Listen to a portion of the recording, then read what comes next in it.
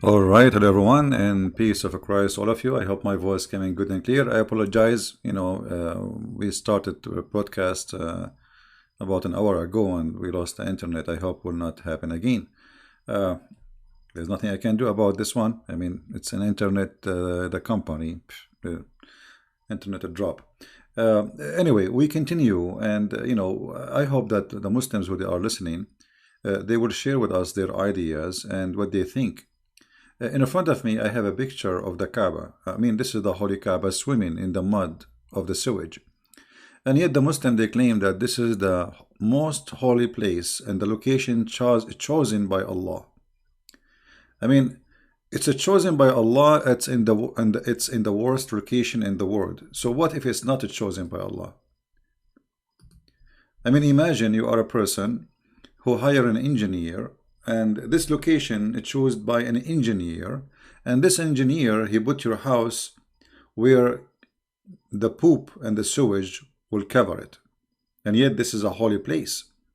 Actually, the Quran says that the Kaaba is a holy ground, and Christians and Jews and Buddhas and atheists and anyone who don't believe in Allah, they are unclean, they are filthy, dirty, najas. Najas is not just unclean, it means like nothing can clean you. You are really filthy. So, because you are unclean, you cannot enter that holy ground. But poo-poo can cover it. I mean, you cannot, but poo-poo is okay. You see, when the Quran says that those who they are not Muslims are unclean and they are filthy, dirty, and then we find this picture, as you see in the screen, how the Kaaba is flooded and covered by dirt. So, why Allah, the one who is supposedly choose the location, did not stop the flood from covering his Kaaba? Why Allah don't use his fingertips to lift up the ground of the Kaaba? I mean, it's very easy. You see, the Himalaya mountains, they are growing mountains, which mean they are not really fixed. The size of it is growing because the magma in the ground keep pushing up. For sure, it's slowly happening, but the height of the mountain is increasing, not decreasing. So what Allah need to do, just lift up the ground under the Kaaba, and you can do it. And yes, Allah have a fingertips, And the Muhammadan in their videos trying to refute me, they say Christian Prince, he says Allah, he have a body part. All Muslims agree that that's not true. I mean, look at the idiots. You just go search in YouTube, type Allah hand, type Allah foot, type Allah, and you say all the Muslims agree Allah have nobody. You are the most funny scam ever. And you think that people will believe what you say. So, if you look with me at this Kaaba, this is a clear proof actually that Allah is a false God and Muhammad is a false prophet. And remember, this is a picture taken after we start having cameras.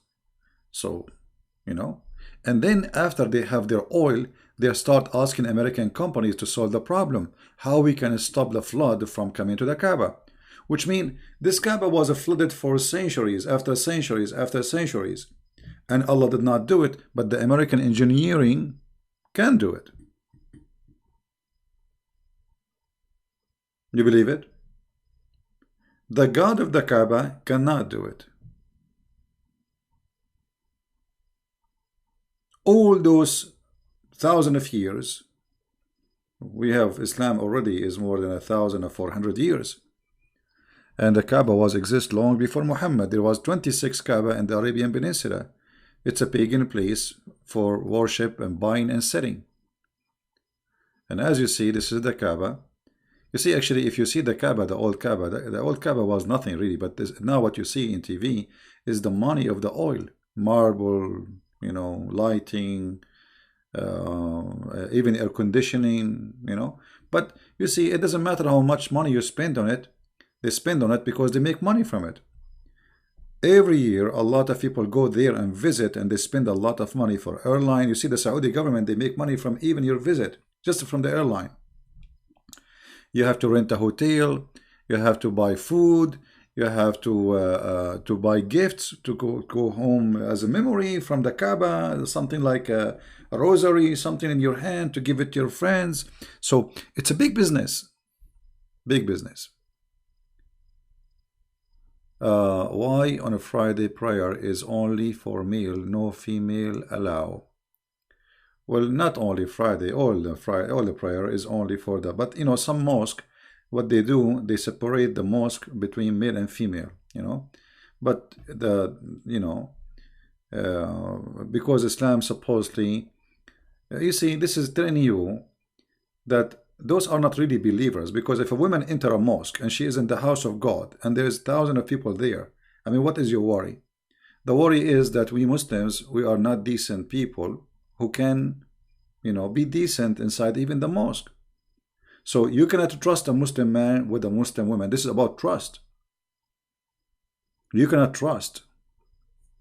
And now you forbid them from coming to the mosque. Okay, what is about the rest of the week? I mean, if somebody want to do something bad, they would do something bad, but they would not do it in the mosque. Anyway,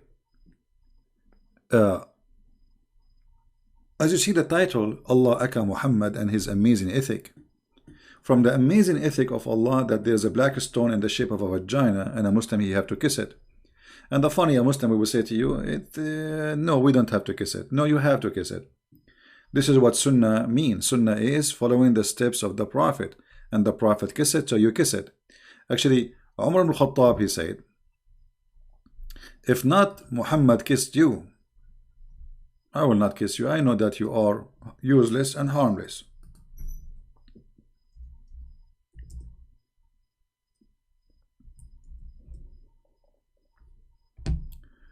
This is Umar ibn Khattab saying it clearly and getting Muhammad busted, by the way, because when he said this statement, he proved that Muhammad is a fraud. Why? Look what Umar he said. Umar came near the black stone and kissed it and said, no doubt, I know that you are a stone and can neither benefit anyone nor harm anyone. Had I not seen Allah apostle kissing you, I would not have kissed you. Do you understand how dangerous this statement is? Do you guys understand how dangerous? Muhammad is being spanked by Umar al-Khattab, because what Umar is saying, there's no need to do that. This is stupid. This is literally stupid. You are useless and you are harmless. So why we want to kiss you? But because Muhammad, he kissed you, we are kissing you. And this is not only proving that this stone is a fraud, proving Muhammad is a fraud. Why? Because Muhammad, he said that the stone, the black stone, is the right hand of Allah and is going to witness for Muslims in the judgment day. But look, Umar is saying, you are useless. Did he say useless? Yes, he said that. There's no benefit from you. No benefit and no harm. But Muhammad said something different. If we go in the different hadith, we will find this.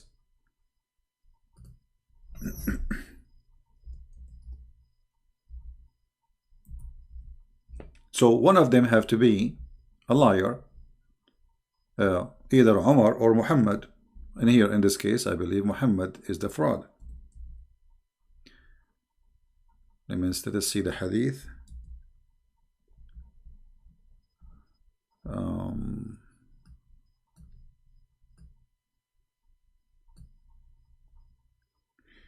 Sorry guys, I cannot read your text when I am typing. Wait for me. Yastadimahu yawm al-qiyamah. I'm trying just to find the hadith.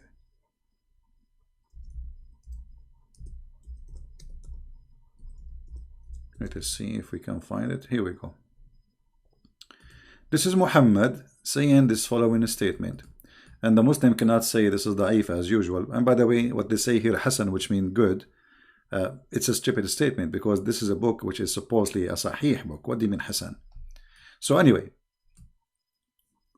I heard Ibn Abbas says that the Messenger of Allah said, this stone will be brought in the day of resurrection, and it will be given 2 eyes with which to see, which what to see. This is not metaphorical.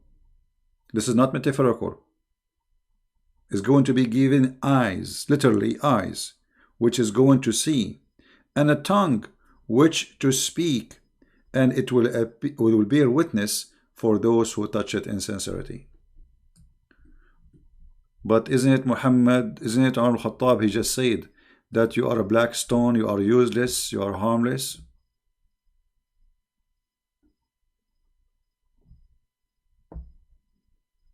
Right? Okay, we'll zoom. I don't know. Let us see if my, okay. I think now you can see it better. See, but Umar, he said that this stone is useless, harmless.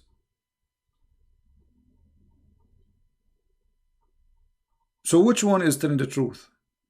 Okay, guys, we did zoom. It take time for you to receive the zoom out. So Umar, no Muslim can attack him, especially if you are a Sunni. The Shia, they spank him every day. They call him a dog, filthy, monkey, whatever, fraud, you name it. So Umar is saying it clearly that this stone is useless. Muhammad is making a clearly statement saying the stone speak, talk, and see. Different hadith, it says that the black stone is the right hand of Allah, and whoever kiss it, like, you know, which is meaning like you are kissing the hand of Allah.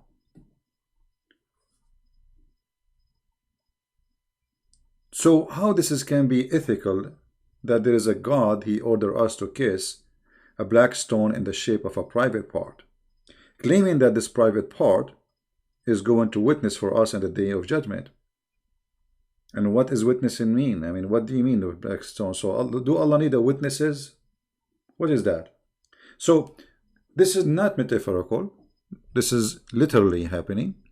Muslim today, they kiss the black stone, which is nothing but the private black stone, which is for the god of fertility. And by the way, what is left from it is not only, there's no stones there actually. The whole shape you see, if we go right now, let me find the black stone image. There is nothing left really of this stone. What is left there is just little tiny rocks in the size of your fingertip, and they place it inside the wax. Every week they have to do maintenance for it. The funny that they have to do maintenance to the stone of Allah. Allah cannot do maintenance to his stone. Allah could not preserve his stone, you know.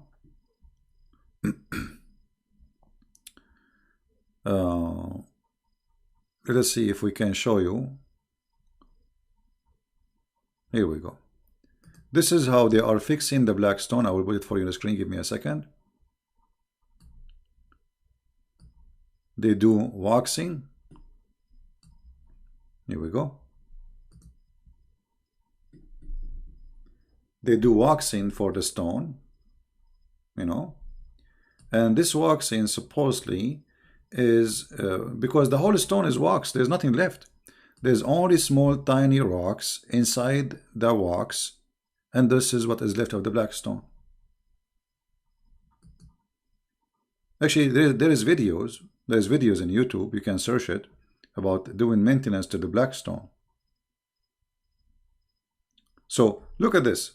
This is a stone is going to witness for you in the judgment day, but the stone itself is not going to exist until judgment day because nothing left of it.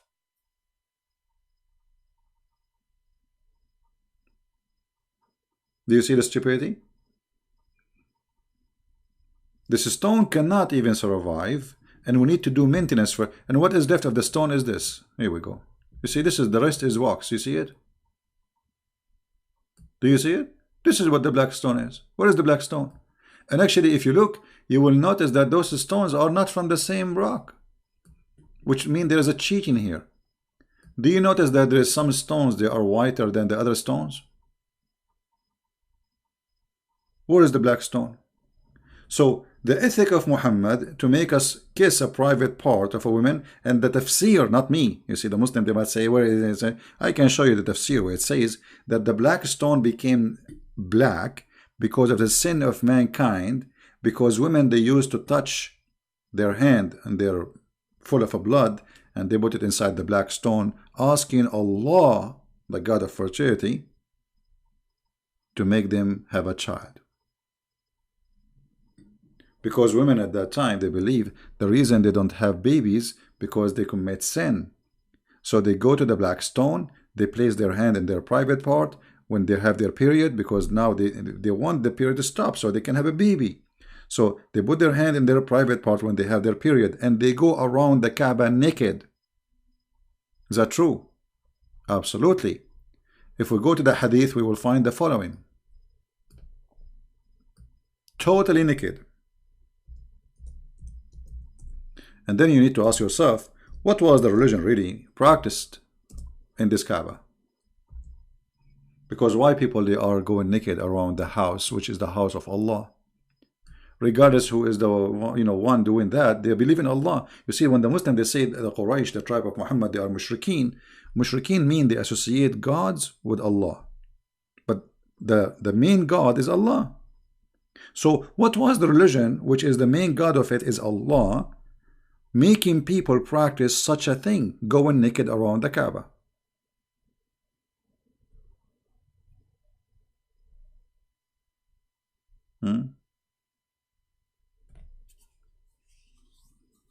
I think my connection is good and there's no problem. No, I think here, the location I am in, when too many people use the same, I mean, it's like a peak time. Today is a Friday evening, and too many people using the internet, and then the speed it drops suddenly.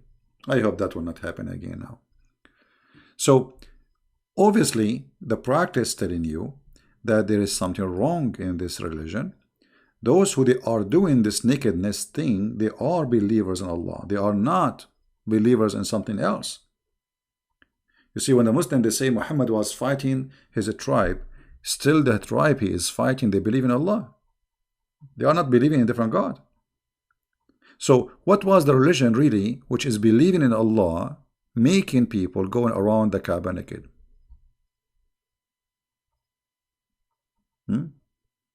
What makes Muslims believe Islam is a beautiful religion? After hearing you teaching, like you see, most of Muslims, when you speak against Islam, exposing it, they go in denial. If you watch the videos, Muslims trying to refute me, I mean, they ignore what I said and they speak about something that is not there. As an example, they try to refute me about. As an example, Paul, they say CP. Here it doesn't say this is Paul. Here they are quoting the Christians saying that. No, the Christian doesn't say that. Secondly, why even the name of Paul there? This is Quran. This is the book of Muhammad, and this is interpretation of the Quran. So why you insert a story about Paul if Paul is not what the verse meant about it? So they ignore answering the question. Until now we are asking, who are those three messengers? They do not know. This is the main question. If it's not Paul, it's who? They'll have no answer. So Islam is a stupid cult. Copy paste. And Muhammad, he have no idea what he's talking about. And if you ask and you read the interpretation of those stories, you will find that those messengers, they are messengers of Christ who went to the city of Antioch. Now we knew who they are, those who went to Antioch. This is the first city who accepted Christ. So when they try to refute you, they say stupid things and they speak about everything except the topic, because they try to make it about me. You know what I mean? Muslims, they don't debate me, they debate about me. They have no answer. So they try to make it personal. They try to make it like they put you down, call you names, liar, lie number 1, lie number 2, lie number 3. Call me and show me the lies. Why you don't call me? I mean, this will be hilarious. If you have all those lies, why you don't call me and let us make it official? Let us see how CP will lose his tongue. He cannot answer you now. Like, he will be shocked. Like, wow. And everybody will see that he's a liar. But they don't dare to call me.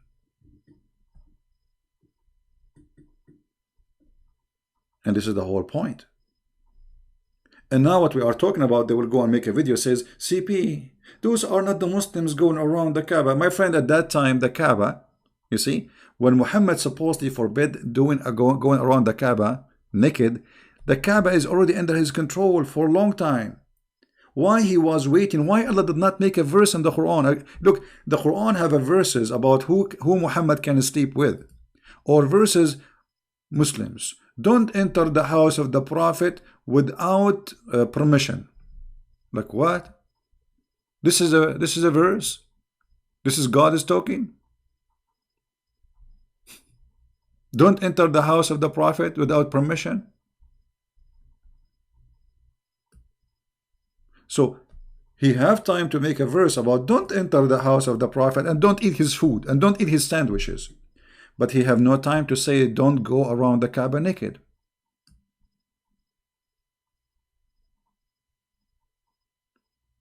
It's not about a brainwash. It's about, most of Muslims, they think this is their identity. So the second you start exposing it, he feel like he is the one is under attack. It's not a religion. They take it in a personal way. They are very naive. And those who defend, they are doing business. They have no answer. They cannot debate us. And, the proof is here is every day.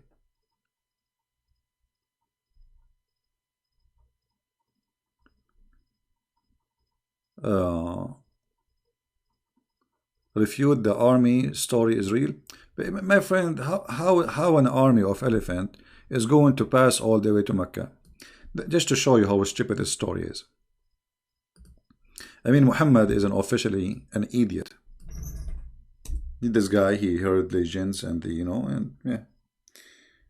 If we go to the verses about the elephant, chapter 105, it's a very small, tiny chapter, very funny. I mean, shouldn't you tell us what happened? I mean, what kind of God is saying to us? The whole chapter is 5 verses.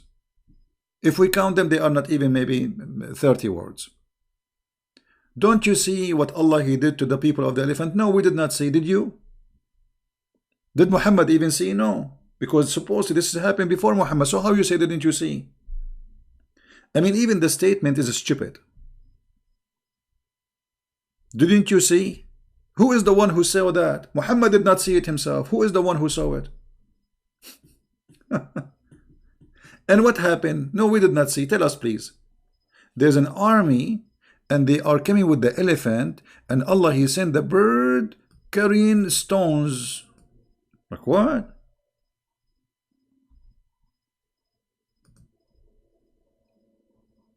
What is that? So Allah He defend His Kaaba by flying birds who carry stones and they throw it in the elephant. So why the Saudi are buying the F-16? I mean, here we go. Why Saudi? They have more than 8,000 American soldiers right now as we speak in Saudi Arabia. Why they are asking the American to fly with their AWACS on the top of Mecca? You have the birds, my friend. And not only that, there is a stories. Actually, the Kaaba was destroyed many times after Muhammad. So the story here not only is stupid, the story is getting busted by itself, by the history of Islam. Al-Hajjaj, he destroyed the Kaaba. There is many names, but the most famous one is Al-Qurmuti. Al-Qurmuti, who destroyed the Kaaba, and he took the black stone and he made it a stone for his own business, like bathroom, for more than 20 years. And not only that, Al-Qurmuti, when he destroyed the Kaaba, and the Muslim now, they say to me, it's a black stone. Why Allah will defend it? Well, here we go. Don't you see? The Kaaba was defended by Allah. He sent an army of birds. And here, remember, this is the Kaaba where people, they go around it naked at that time. You know what I mean? So Allah protect the Kaaba when people go naked around it, but Allah don't protect the Kaaba when people are not going naked. You know what I mean?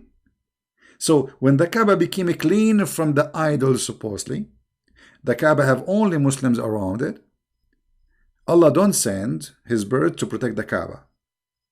Al-Qurmuti, he come, he destroyed the Kaaba, he took the black stone, in the top of that, he stood in the middle of the Kaaba, in the top of the ruin, And he said, hey Allah, where is your birds? Where is your birds? There's videos on YouTube. The sheikhs are explaining it. The guy was challenging Allah, says, where is your birds? Which means you are a fraud.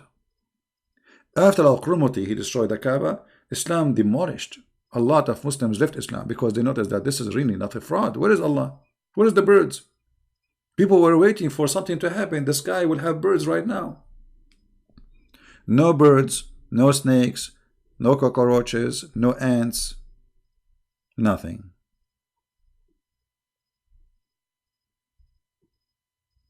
So Muhammad, he bring a fraud. Not only he is a fraud, he bring all of fraud stories and he adopted. Any story heard before him, Muhammad, he take it, he adopt it, and he teach it. Right?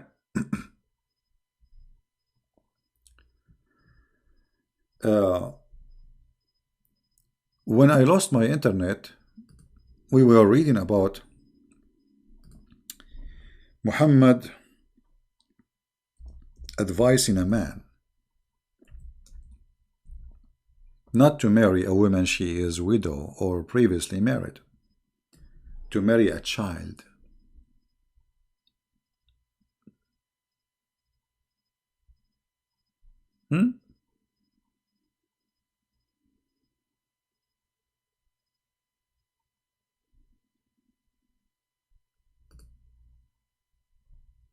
Muhammad, the filthy man, and I say that word without hesitation, because imagine if you are a Muslim listening, your sister is married to somebody, and then there is a guy, his name is Muhammad, is a prophet, and your sister was previously widow or married, you know. I mean, what's wrong with that? This is not her fault. And then the prophet, he say to the husband, which is your brother-in-law, why you did marry from a previously married woman? Which actually here, he's talking about her vagina. He says, is she a virgin? Virgin? Or she is not a virgin? The guy, he said, she is previously married. Whereupon, Muhammad, he said, why don't you marry a young girl so you could sport with her? Look at the wisdom, look at the ethic. A man is encouraging a man to hate his wife who is married to, he's happy with her. And what is the target? To find little girl so we can sport with her. You believe it? Imagine you are a father of that woman who is married to this guy Jabir. And you hear Muhammad saying to this Jabir, why you did marry this woman? Why? Why you don't marry a little girl so you can play with her? Here you see the mentality of Muhammad, that he is a sick person. Not only he's a fraud, not only he's a filthy, he is mentally sick. Because this is the best man of the Muslims advising the best advice. Who can advise better than Muhammad? Nobody. Right? Yeah, what kind of a sport exactly? I mean, she's a child. And the Muslim, they might say, CP, it doesn't say she's a child. No, it says, read carefully. And she could sport with you, or you could amuse with her. Amuse, as if she is a cat. She could amuse with you. I said, Abdullah died, and he fell martyr in Uhud, which means this man and his family, they're fighting for Muhammad, they die for Muhammad, and left 9 or 7 daughters behind him. I, therefore, did not approve the idea I should bring a girl like them. Do you see it? His brother, he died, and this guy now taking care of the family of his brother. And he have 7 or 9 daughters, and they are little girls. I did not approve the idea. Muslims, Muhammad and Abdul, Fifi, Mimi, Juju, Susu. Don't say Christian Prince. Christian Prince. The hadith doesn't say that. Yeah, it doesn't say that. No, it says that. I therefore did not approve of the idea that I should bring a girl like them. Like them who? The children of his brother. I preferred, continue, but I preferred to bring a woman who should look after them, which means those are little girls who need somebody to take care and look after them. Isn't it clear, guys? I assure you the Muslim, they will make videos. It's CP. It doesn't say that. It doesn't say that. How you can even defend such a man? How even you can follow such a man? Encouraging a growing man to go after children to have sex with them and making him hate his present wife for the purpose of amusing her and amusing you, sporting with her, sporting with you. And what do you mean sport with her? She's a child. What you will do exactly? She will jump on your belly?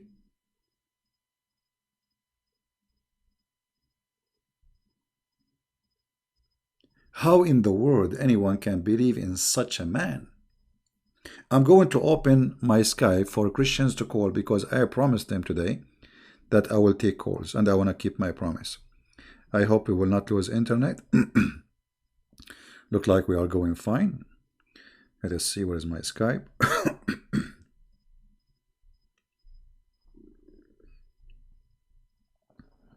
All right.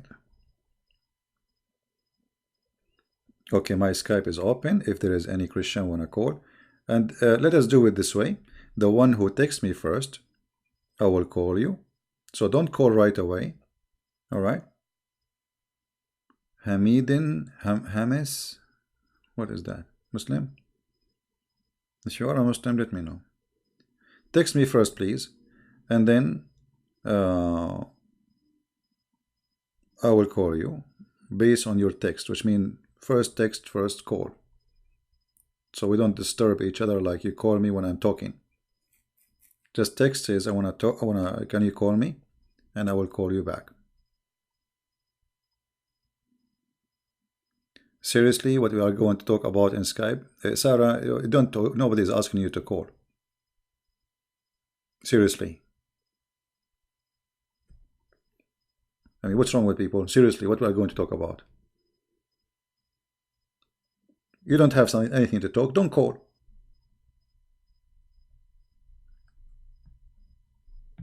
Yeah. So Christians, they can call if you have anything to say. If you have anything to share, feel free. We are receiving calls for Christians.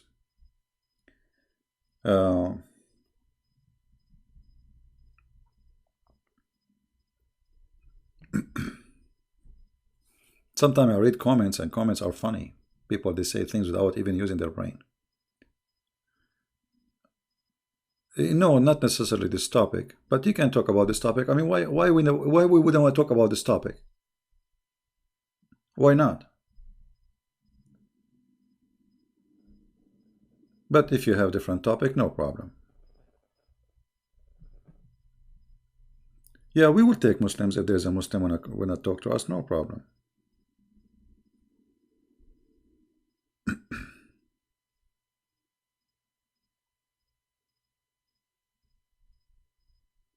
Yeah. So how this man Muhammad can be a prophet of God? Somebody asking question about Sahih al-Bukhari. Let us see what is the question. Is it true that Sahih Bukhari was written by Imam called Muhammad ibn Ismail ibn Ibrahim ibn Bukhari? Ustad Abdul says that. Yeah, so what? By the way, Al-Bukhari, there's nothing is called written by Al-Bukhari. There's no book called Al-Bukhari. Al-Bukhari, which we are reading right now, this is not a book written by Al-Bukhari. Nobody have a book. It's called Al-Bukhari. All right. Hello? Good morning, Mr. Prince. Hey, my friend, how are you? Doing good, Mr. Prince. How are you? How's everybody? I'm all right. What do you like to say with us? Yeah, I want to share with one verse from the John chapter.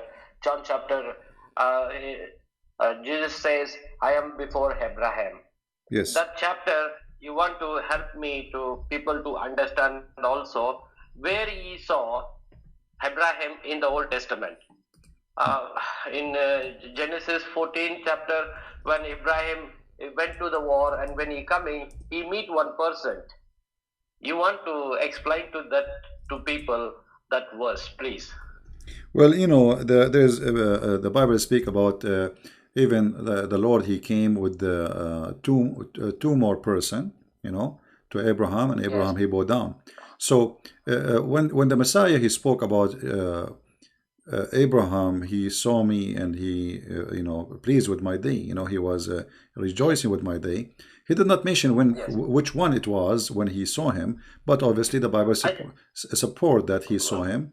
You know, he did not Mr. say, Prince, yeah. Mr. Prince, you know the Milka Zidar in the Bible in the Genesis? Melchizedek, yeah. Yes, he is the one as the Christ is coming. You please read it for us, that verse, and it will be helpful for each and every people can understand that verse. That is the one, he bring the bread and wine to him, and he is the most king of the church. He's coming from the place, is from the heaven, but in the map, that name is not exist anywhere. That is the one I want to explain to the people, for everyone. I'm trying just to understand. So, you see, for me, God, he appeared to Abraham, and there is the statement in the Bible in many places. So, I cannot say it's just only this is about when Melchizedek came and spoke to, and he saw Abraham. I can say that God confirmed that he met Abraham, and Abraham he saw him as a man. Correct? Yes, sir. Okay, and this is the most important because the Messiah, you know, see the Bible first of all is not let us say mention everything Abraham he did, same as everything about Jesus. Correct? There's no way that you can write a book about someone like the Messiah, and this book is a few hundred pages, Yes. right? Which mean Yes, sir. there's details in the Bible which is the most important for us, not like the Quran about Muhammad, don't enter his house and don't eat his sandwiches, those silly stuff, you know. Yes. So the purpose of the Bible is to deliver to us, we the people who need the guidance, the most important information, not normal information. Otherwise the books should be written about Jesus, maybe a big, a huge library, because the person who lived in this earth 33 years, how many words he said? You know what I mean? Yes, yes. How many words he said, how many sentences he made, how many conversation he had, for sure a lot. So what the Bible focus in is what we need to know, not everything. So the Bible confirmed that you know, Abraham he met like if you go Genesis 18, right? And Yes. and even Genesis 14. and Genesis Genesis 17.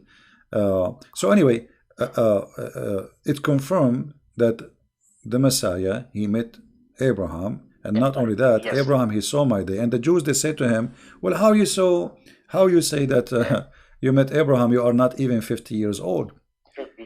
And here you notice that the Muslims and the Jews they have similar, let us say, functioning of understanding the Messiah. So they could not understand that this is the person speaking that he is God.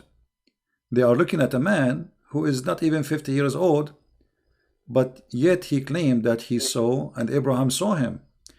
And then after that,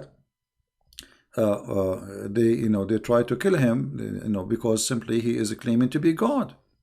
As simple as that. And the chapter saying that, and yet the Muslim they say, where Jesus says, "I'm God, worship me." I'm a God. Yes. Yeah. So the same chapter is saying it clearly that they want to kill him because he is claiming to be God. Claiming to be God. Yeah, and Jesus did not say, "I'm not claiming to be God," right? like when they said he's claiming to be God, did he say, "I am"? I don't mean that. No, he did not say. He did not say that. And Yes, and yes, then the Messiah he confirmed in like in other places like in Matthew chapter 22.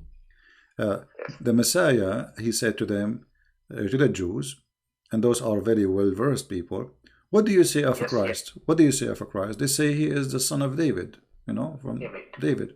So the Messiah, he said to them, well, if he is a son of David, then how David called him God? God. Yes. How David called him my Lord, my God. So the Yes. Messiah himself, he said clearly that I am the Lord of Abraham, I am the Lord of David, even though the Bible, by the way, says that Messiah by birth, he is from the seeds of David. But as we knew, that Messiah is not a son of any one seed. He's not a son of any man, he Yes. is just a God in flesh, because simply he Yes. exists before his birth. But the Messiah here, he confirmed. What do you say about the Messiah? They said he is son of Yeah. David. Then he gave them a question which they cannot answer. Yes. How then, if he is a son of David, which means he is disagreeing with them, if he is a son of David, then how David call him Lord? Lord.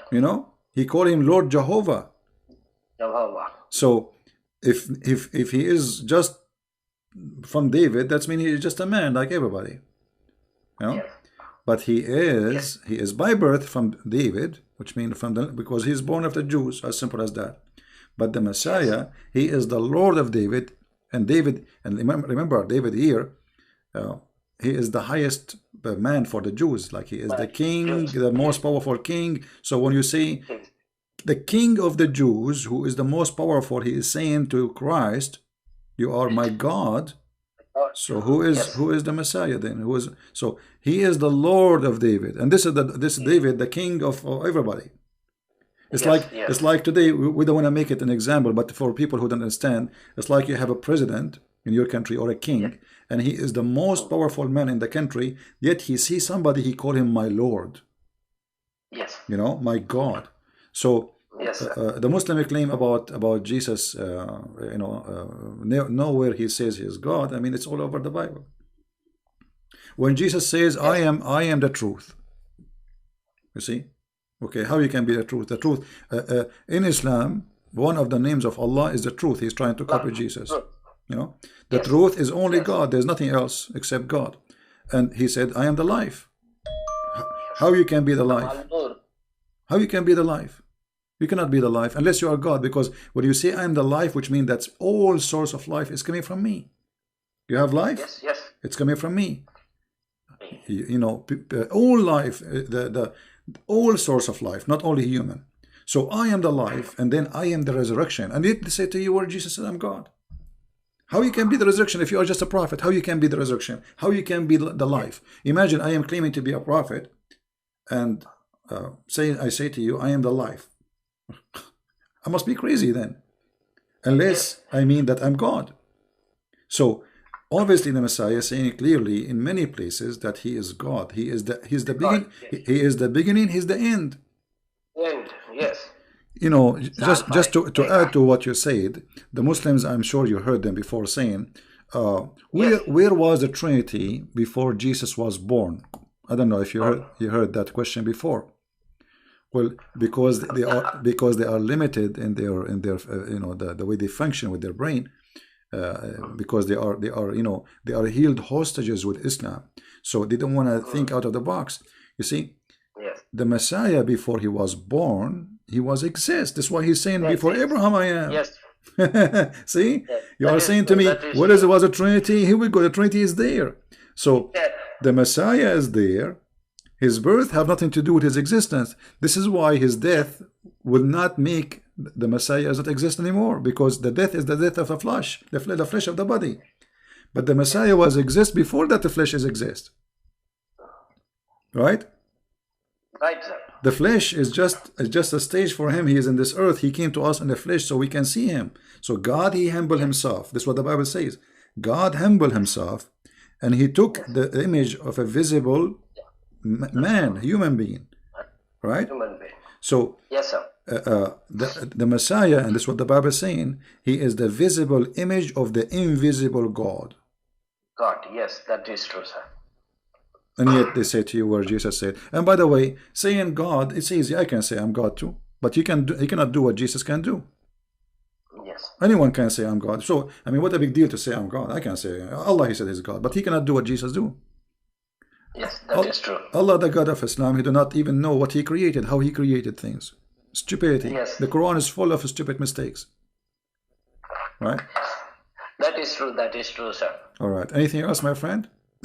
One small request from you, All right. from my side. When the ex-Muslim, they asking to, you ask them to come to the Christ, you say to them to read Bible. So I want to request it to you, even the people reading New Testament especially, tell them to read in the red letter Bible. It will be more easy for them. The Christ what is speaking, it's all in be the red letters. It will be to be understand them exactly what is who's speaking correctly. So it will be easy. People get confusion who's speaking here, so they don't know exactly what. Well, this is a design so of easy for them okay. to write letters to help them to understand. Yeah, most of people, my friend, they are reading from the internet, you know, because those who leave Islam in my channel. It's available, Princess, in the internet. The red letter Bible, King James Version. Red letter Bible is available. I also have in my phone. Okay. Well, maybe you can post. You can give a link to the admin. She can post it around when we have somebody is calling, and that will be a good idea. Or you can post it in the in the comment later. I will try to do that. I don't know how to do that one, but I will try to. In the comment, you can post later in the comment after you hang up in the comment of the video after we finish, and we will have it. All right. Okay. Okay. Thank you, my friend. Thank you very much, Prince. And one more thing. Christmas time I asked you to pray for me. I was in trouble. I don't have job. I don't have money. I remember. You are the one who you work in Saudi Arabia, right? Okay. Yes. I'm still here. Today morning only when I came for the duty. It's 5 o'clock here. I came to duty. My superior called me and told me, Jason, within 3 days to 4 days you will get your money. What you work for this company. So maybe 2 days or 3 days, I will get my money. Wonderful. And thanks to everybody who will pray for me and pray for me more. The next step, what I'm taking, I want to be exactly a correct path. I want to walk in the correct way to take my family in the right path. So please pray for us. Well, my friend, I want to give you an advice from my heart. I know that people they go to Saudi Arabia to find jobs, and I know that's nothing wrong with that. But living there is not really a good choice. So try to find a job in different area, different territory, where your family can live a normal life as a Christian. Yes. And you can practice your belief as a Christian with the freedom. And, God will provide, my friend. Yes. I mean to that. Thank you. Thank you. Thanks. I will take care, and God bless you all. Take care. And thanks for you opened, I opened it, morning phone. I saw you telling only Christian people can call. I'm very happy to call you. So I jumped it inside. I called you the same time. Weekly one time, if you keep it for the Christianities people to talk to you, I'll be very happy to. So we can talk to you. You cannot answer all your Skype messages. I know yesterday also you are speaking that one to the people. Yeah. So like just one day you keep it for us. It will be very nice to be family together. Sure. The family is most important in the Christ. Christ is say, be as a family. Don't be a separately. We don't like separate people. We want to be as a family. We are a like family. A unit. We are a family. Thank you, my friend. God bless you, and I will try to make it every Friday. And give my love to family, mommy and dad. Okay. Take care. Bye bye. God bless you. Thank you, sir. Prince. Bye bye. All right.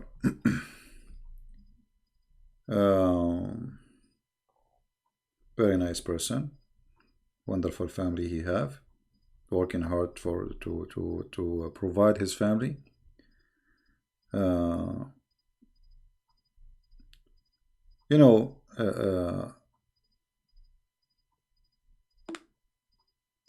Life is full of stories, and there's many wonderful people. They are trying to work hard to provide their family, and they are born in a, let us say, generally speaking, a poor country,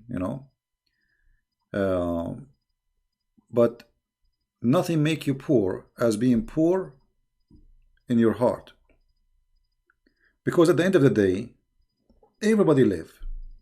All of us, we will eat something. Bread, it doesn't matter what we eat. There's poor who they are living. I saw poor, really, real poor people. But they are happy, they have nice smile. Me, myself, I don't have it.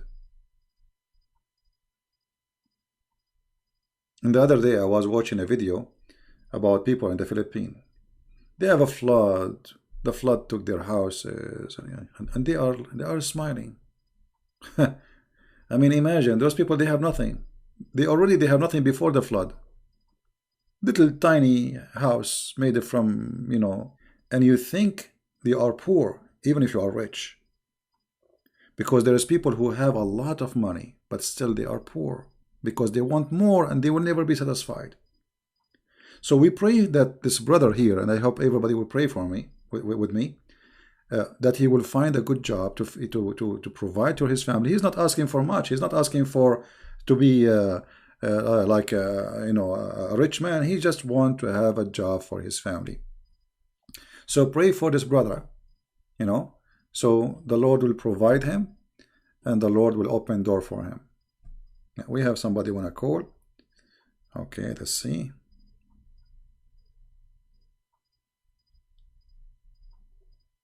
We will try to have an open call for everybody, in Friday for Christians, like today. I think this is a good idea. Every Friday, we open Skype for people to call. Yeah, the one who wanna call me, he can call. But the one who texts me now, I send him sure. I will send you confirmation. Let me call him. I will call him. Now look like his internet is bad, maybe.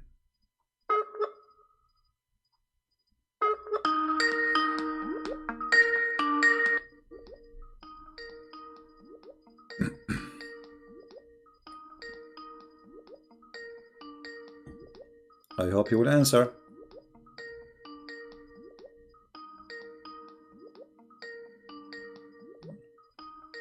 Well, he is not answering. Hello? Hello? Yes, my friend. You are live on air. Hello? Yes, we hear you. You are live on air. Hello? We hear you. Hello? I think you have a bad internet like me. Hello? We hear you, my friend. Go ahead. Yeah. Brother Christian Prince, can you hear me? Yes, I hear you. Go ahead. I hear you. Don't Brother listen. Christian Prince, can you hear me? Don't listen to me from YouTube. Listen to me from Skype. Praise the Lord, brother. Yeah. Thank you, brother. Thank you. Thank you for taking my call. And I'm praying daily for you, for your protection and the wisdom what you share. That's a God's blessing. So I have one thing to just to discuss. I know a lot of callers will be waiting. I will just tell my question and you can take it off and I can drop off. No problem. What we see is Jesus is a Jew, right? And according to Islam also, they believe that Jesus is a Jew, but they hate Jews. And if you see that Jesus is sitting in the heaven with the God, and he's going to come back, but still they hate the Jews, right? So I just wanted to know why they don't understand this concept and why they hate Jews. Yeah, okay, I will answer you because as you requested after you hang up. Anything else you want to say? No, brother. Okay. I think this will enlighten a couple of brothers and a couple of sisters, those who are listening to. All right. Thank you very much for your call. God bless you. Thank you, brother. God bless you and God protect you all the time. Thank you. Bye. Yeah, it's a very wrong understanding to think that Jesus is a Jew. He is the Lord of the Jews. He is the King of the Jews. He is the God of the Jews. He is born of a Jewish family, yes, but he is not a Jew. By birth he is a Jew, but he is the God of the Jews. You understand what I'm saying? But I understand what you are trying to say to the Muslims. They hate the Jews and so. But this is the same. Can be go to. You see, Muslims they hate the Jews, not because they they understand even why. Muhammad said hate the Jews. That's it. If Muhammad says love the Jews, they will love the Jews. This is why we say Muhammad is the God of Islam. It's not why you should hate the Jews. I mean, how you can generalize even anyway? Everybody is a Jew, you should hate him. Why? Even Muhammad, he says that time will come, and if a Jew hide behind a store, any Jew hide behind a stone or a tree, the stone or the tree will call and say, hey, there is a Jew behind me, kill him. So Muslims, they are following blindly whatever this man, crazy man Muhammad, says, not because they are convinced, but because they are blindly obey. Muhammad, he made verses, says you have to obey Muhammad. Whoever obey Muhammad, obey Allah, which means obedience of Muhammad is from obedience of God.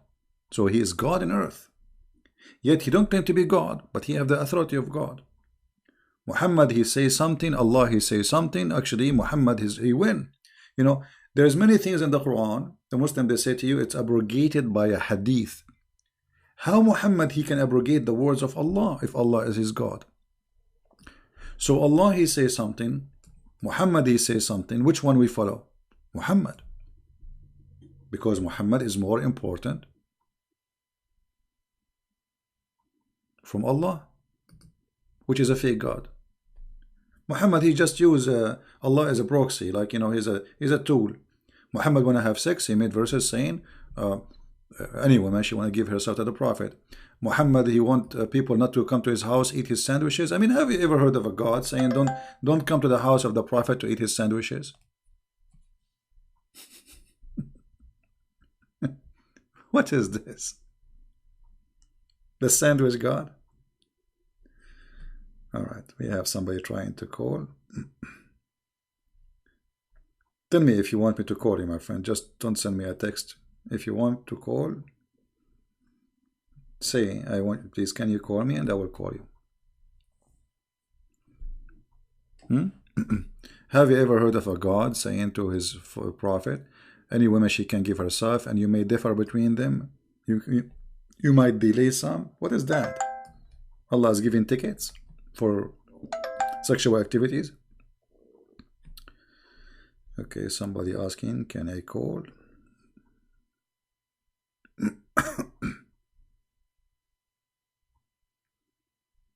No, Skype is very slow. Let us call this gentleman.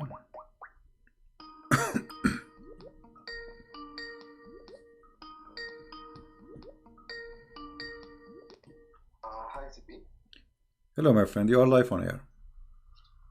Yeah, my audio is clear, right? Sorry? Is my audio clear? Yes, it is. Please listen to me from Skype, not from YouTube.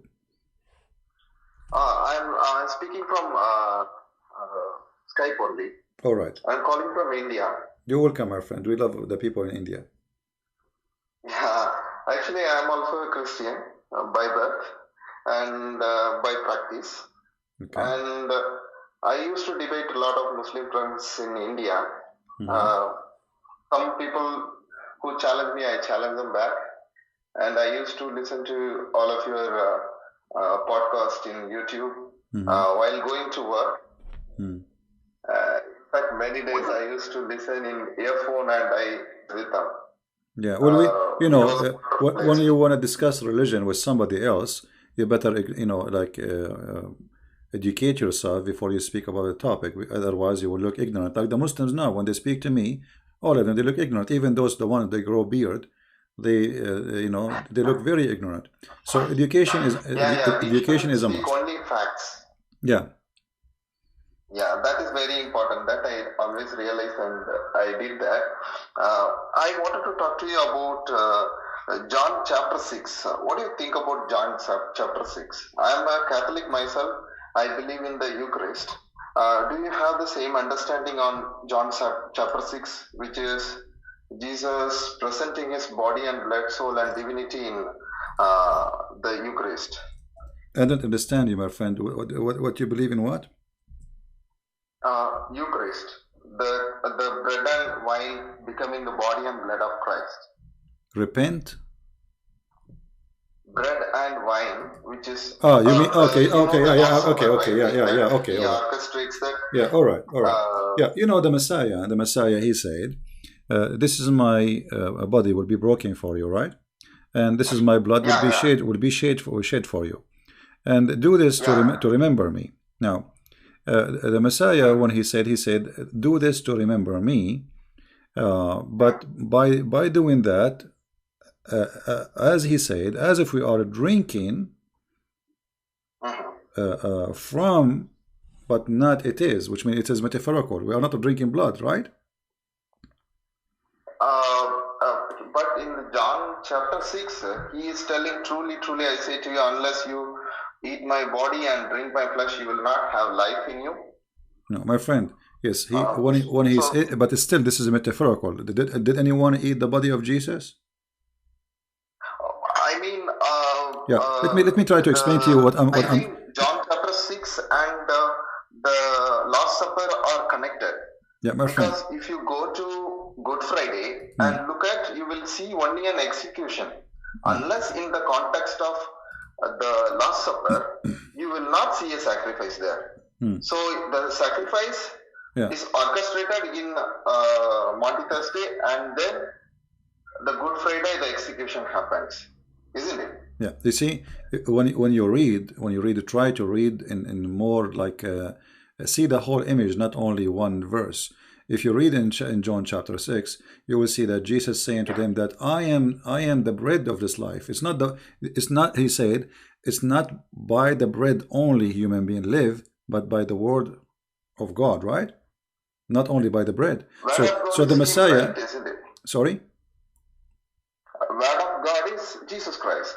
Yes, correct. But this is mean. It's not really about eating the bread. It's not about him being eaten like in the bread. This is symbolic of what he did to us. So he is the bread of life. He is our provider. This is the real provider. You see, bread is coming from somebody, from provider. Somebody provide you the food. Somebody provide you the life. Somebody provide you your blood. So someone provide us your existence. That is God. And the Messiah is saying clearly that I am the bread of life, and by me you will have eternity. All right. So if you go to John chapter 6, you will see in verse number 27, he is saying to them, don't work for the food which is can be spoiled, but for the food which is going to be eternal, and the one who works for it will give in eternal life, and that is the only one who can give you that food. That is the Messiah, right? So this is the food here is not about something we eat literally, but doing what Jesus said is to remember him is something beautiful, and it's a blessed for sure, because he is saying by doing this you are doing that, which means you are receiving my body and you are receiving my gift to you. So yes, taking the bread and drinking the little juice or wine, this is a gift from the Lord, so we remember what he did to us and give us a blessing for our heart and our body. Yeah, that's good explanation. Thank you for your briefing on this. You're welcome. Yeah, I want you to be careful always when you say those sentences to Muslims, because Muslims, they might think we drink blood. You know what I mean? They will say, "Oh, those people, those Christians are zombie. They drink, they eat Jesus and they drink Jesus." So we have to be careful. Otherwise, already they are making lies about us by millions. So they easily straightforward they will make lies. But if you give them something something difficult to understand, they will just twist it. Yeah, they twist it in purpose. Not only they understand it, but they twist it in purpose to make it look like not what it is. I build stories and then I just twist them into challenging their own idea. Say, for example, I tell them a temple priest who is possessed by their god tells that give me your women to me. And what will you do? I ask them. So they tell me that I will beat them to pulp. He is a false one. Yeah. Then the same is told by your prophet. What will you do? I ask them. Then they get into a shock. Where he said that? Then I quote the Quranic verses. All right. Then they will not be able to answer me. All right. Well, my friend, I want to say thank you for calling us, because there's many people trying to call. I hope you understand. Yeah, and God bless you for your call. And We wish you the best in debating Muslims. All right. Yeah. Praise to Lord Jesus. Take care. God bless. Bye bye. All right. Somebody else trying to call. Let us call this person.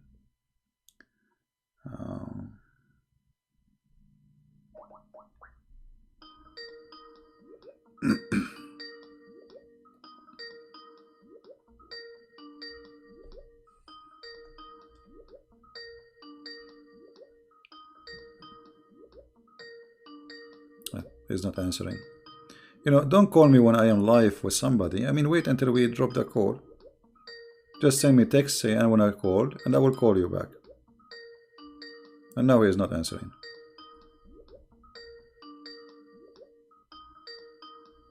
All right. Well, we will go to the second person. Just send me text saying, can you call me? Don't call, because then I would decline your call to me. Can I call with that topic? All right.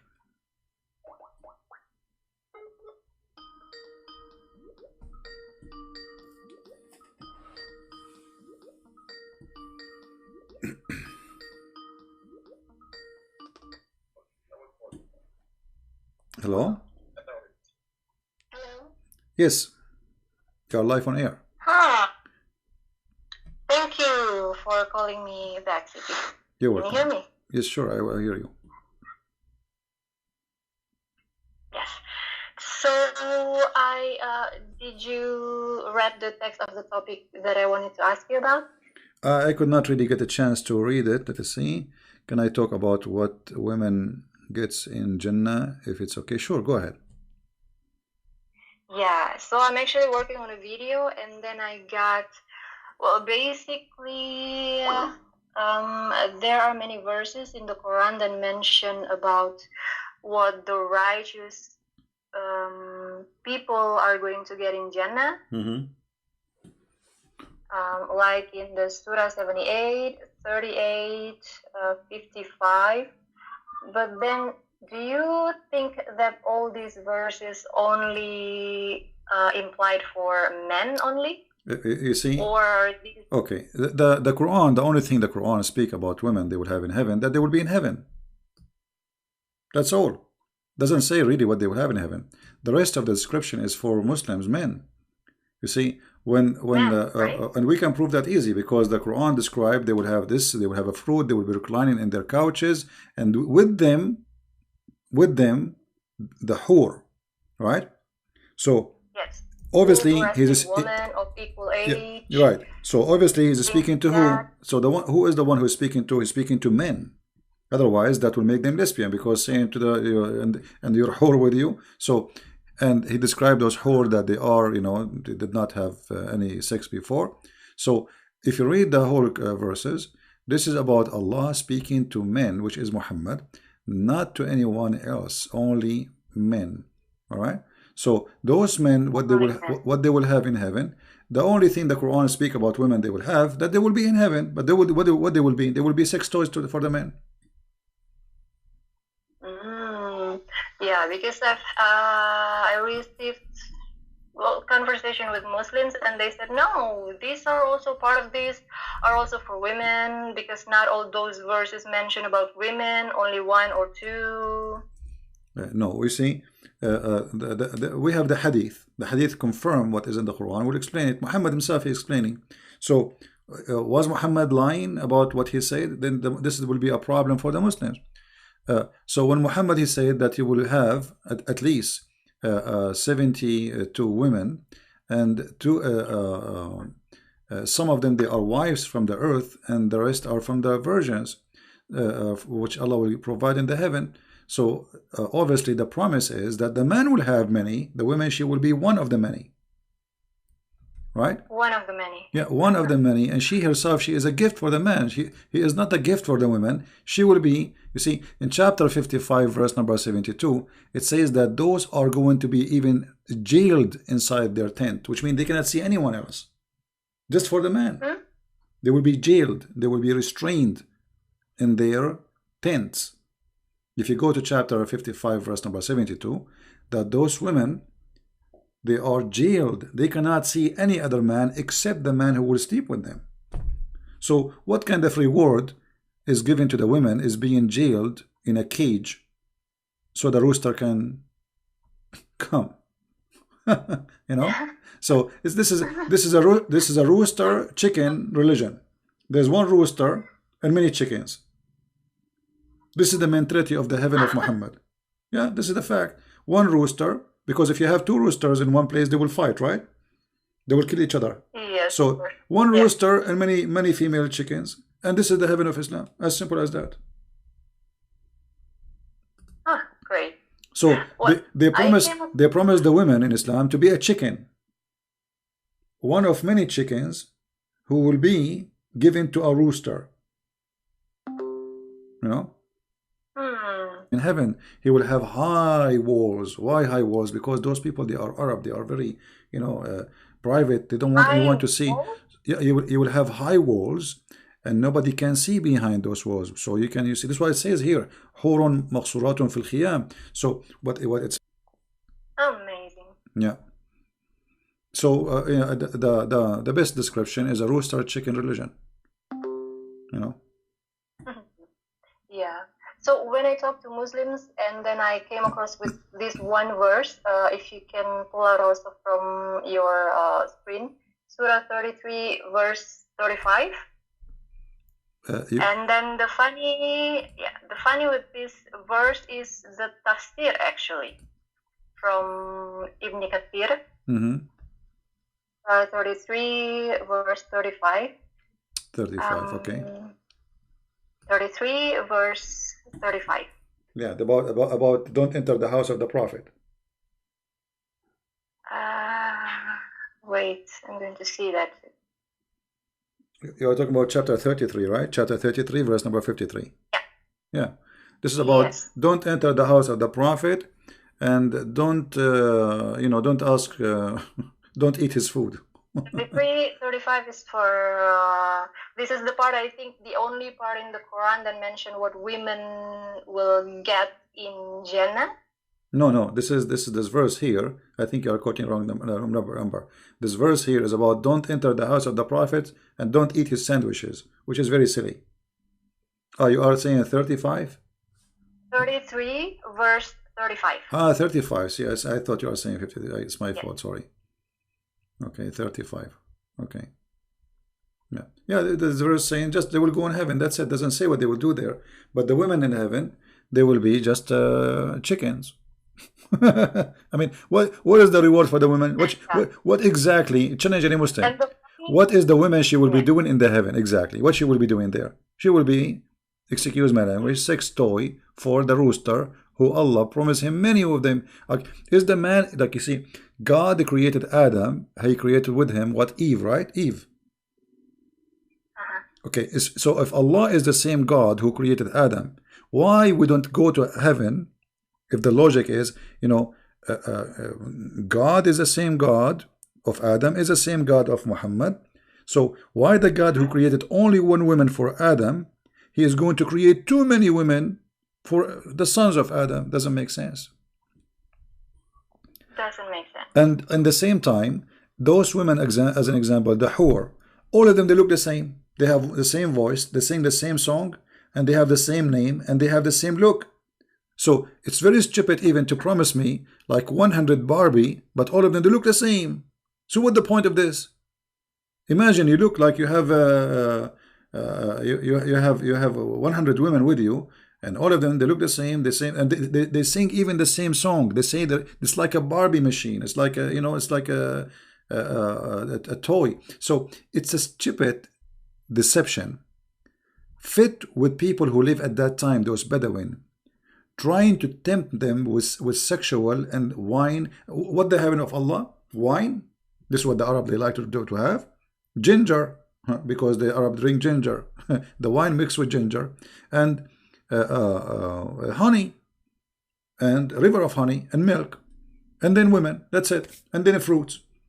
So the heaven of Muhammad is just a hotel in Las Vegas, 10 stars. But he don't have, by the way, lobster. He don't have fish, because the Quran confirmed that only only bird they will eat, which mean very nice. I mean, which is bad actually. I mean, come on, I spend my life eating chicken. I go to heaven now eating chicken. I want to eat I want to eat shrimp for once in my lifetime. Like, come on, I want to eat lobster. They are expensive here, you know. I want to eat salmon fish. I mean, I go to heaven and now I can only will eat chicken. Yeah, all right. Yeah. All right. Anything else? But the funny with this, but the funny with this verse was actually in the tafsir. Yeah. I pulled out the tafsir from Ibn Kathir. If you cannot put it in your screen, maybe I can just read the sentence. Yeah. It says here the reason for revelation. And I quote, Imam Ahmad recorded that Salama, the wife of the Prophet, said, I said to the Prophet, why is it that we are not mentioned in the Quran as men are? And then one day, without realizing it, he was calling from the mimbar, and I was combing my hair, so I tied back my hair, and I went to my chamber in my house, and I started listening out, and he was saying from the mimbar this chapter. So basically, the reason for this revelation of this ayah is that because Muhammad just got complaint from one of his wives. Right. Always those things happen because Muhammad is simply, he makes things up to fit with what's happening around him. So somebody complained, a woman, she complained. But remember, Muhammad, he made in different hadith, he said that the majority of women, they will be in hellfire. Remember that hadith where he said they are half a brain?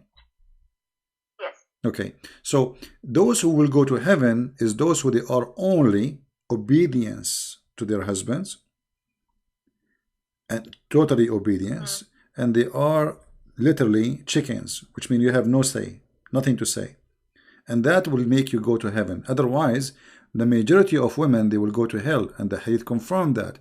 So Muhammad, he asked them to give him money, donation, so then Allah will forgive to them, so they might go to heaven, which means Muhammad not only is confirming that he's a fraud, but he claiming that if you give little, you know, I mean, some earring, they start giving him earring and rings, by giving some gold to Muhammad, then Allah will take you to heaven, even if you are a bad woman.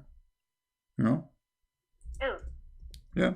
Because what he said? He said, women give it charity. Charity to who? To Muhammad.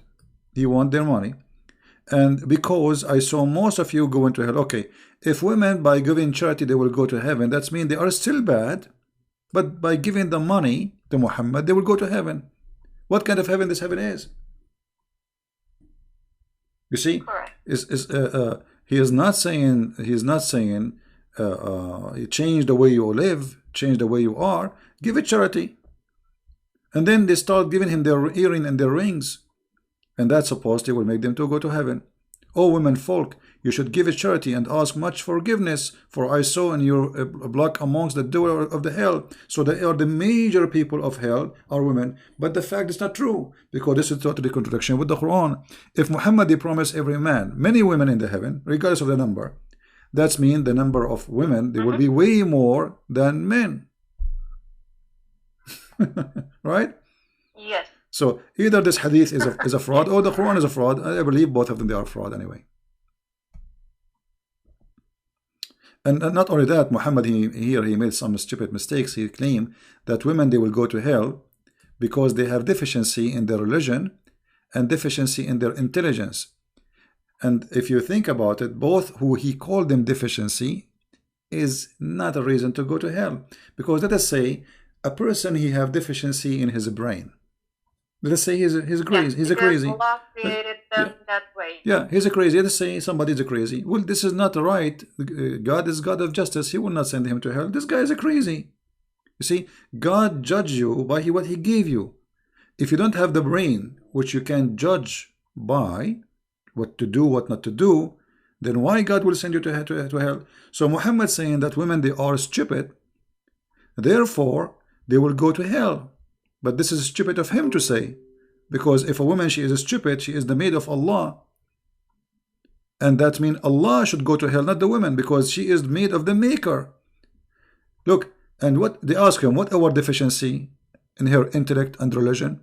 He said the testimony, the proof of the deficiency in intellect and religion, that the women testimony is two women equal to one man. So Muhammad, he want to prove to the women that you are half a brain by saying a rule which he is the one who created, saying that two women equal to one man in witnesses. And all of us, we knew this is stupid, because women, they have actually, when it's come to details, women, they have better memory. As an example, if you go with your husband to a dinner, and then we come back and we ask the husband what you ate, he will not remember. He will not remember. Sure. The women, she would describe what women they were wearing, the shoes, the perfume, the earring, the bracelet. I mean, she would describe everything. The guy, he will not even remember what he ate yesterday. So here Muhammad proved again that he's a false man. He put the women down in purpose, because he need the men. He need fighters. Women are just women sitting at home. Those are the fighters. So he gave full control for the man, full promises for the man, and the women, it just exists for the man. Definitely. Yeah. Anything else? So one thing also, CP. Okay. They used to bring up this verse also, Surah 41, verse 31. Muslim women used to bring this verse. And here it says, "We are your protectors." Well, I'm taking from the Yusuf Ali translation. It says here, "We are your protectors in this life and in the hereafter. Therein shall ye have all that your souls shall desire." Yeah. So Well, they said, well, whatever we want, we get. yeah, actually, there is many Islamic scholars, they speak about this, that the Quran confirmed that even if you are going to be a homosexual, you can have sex with men. And actually, I can show tons of reference about that. Yeah, a man, he can, because it says whatever you wish. Actually, there's a video, you can search it. A Muslim, he called me, and we did talk about in that video about if having sex with his mother, because in Islam they say, many scholars, that you can have sex with your mother and your daughter. Some they say no, it's not allowed, but the Quran says whatever you wish. So if you can search for that video, and then he said to me clearly, so what's wrong with that?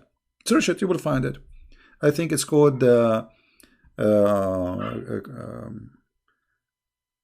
I don't know, Paradise something, Christian Prince. You have to put it, the Muslim, he was calling me and he was defending, he was angry, and he's saying to me, what's wrong with that? What's wrong with you?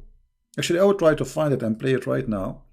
After you finish, I will try to find the video. Yeah, of course. And let us see, Christian Prince. For me, it's very hard to find my videos because you type my name, you find endless number.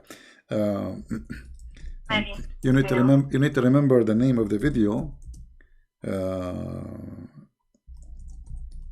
Heaven, maybe debate. Let's see.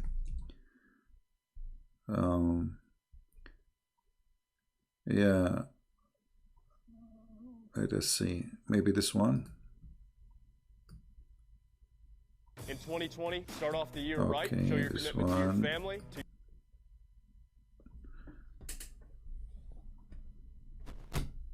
We'll put it in the other speakers so everybody, including you, can hear. Okay. Yeah, actually, after you hang up, I will play it. Anything else you want to say? That's it. All right. Thank you very much for calling, and God bless. Take care. Bye. God bless. Yeah. Yeah. So I think I got the. Oh no, this is not the Sheikh Tara. Maybe this is not the one we want, but let us see.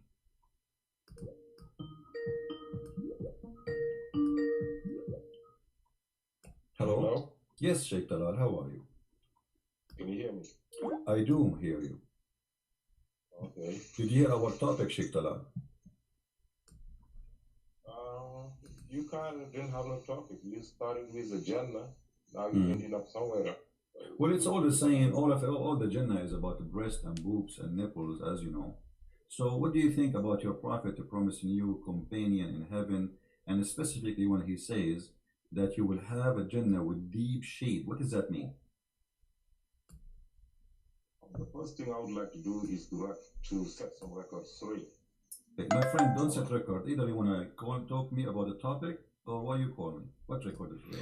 Yeah, I think this is not the one. Anyway, I need to find the video I'm talking about. Um, I don't remember really the name of the video. It might be hard to find it.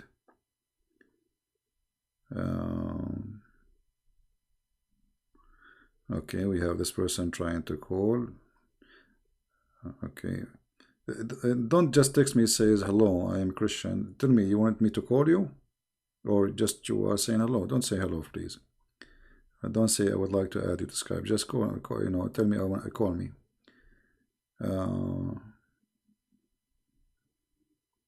Okay. Here we go.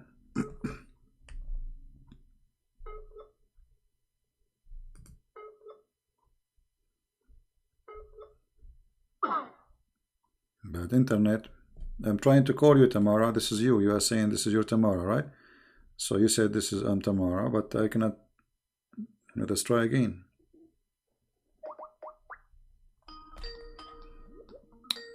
All right.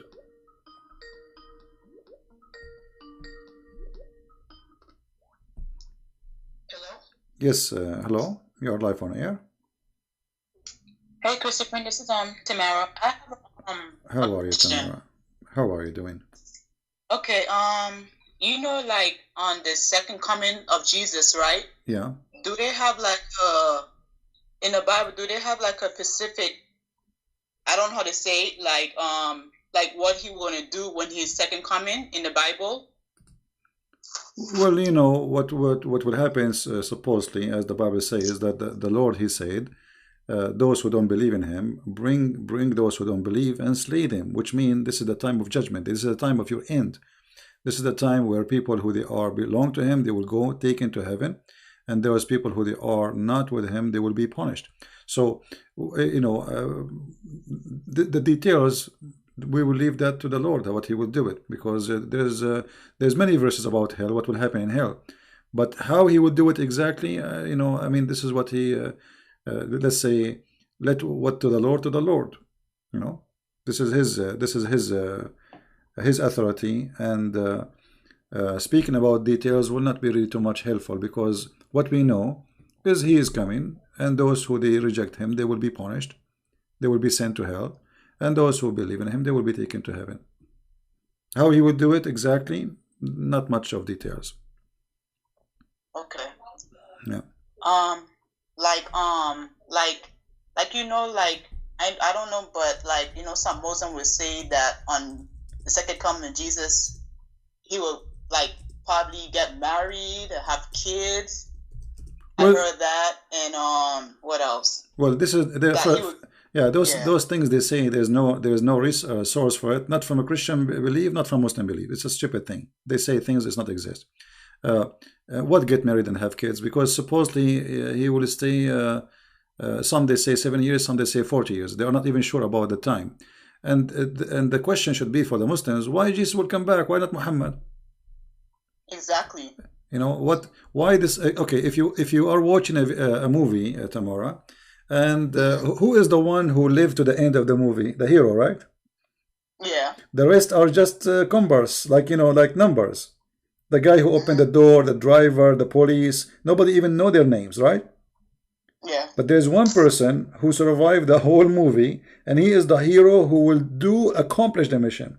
So if the question will be, if Muhammad is the best of the prophet and he is the final prophet, so why the Messiah, he is the final one to come, right?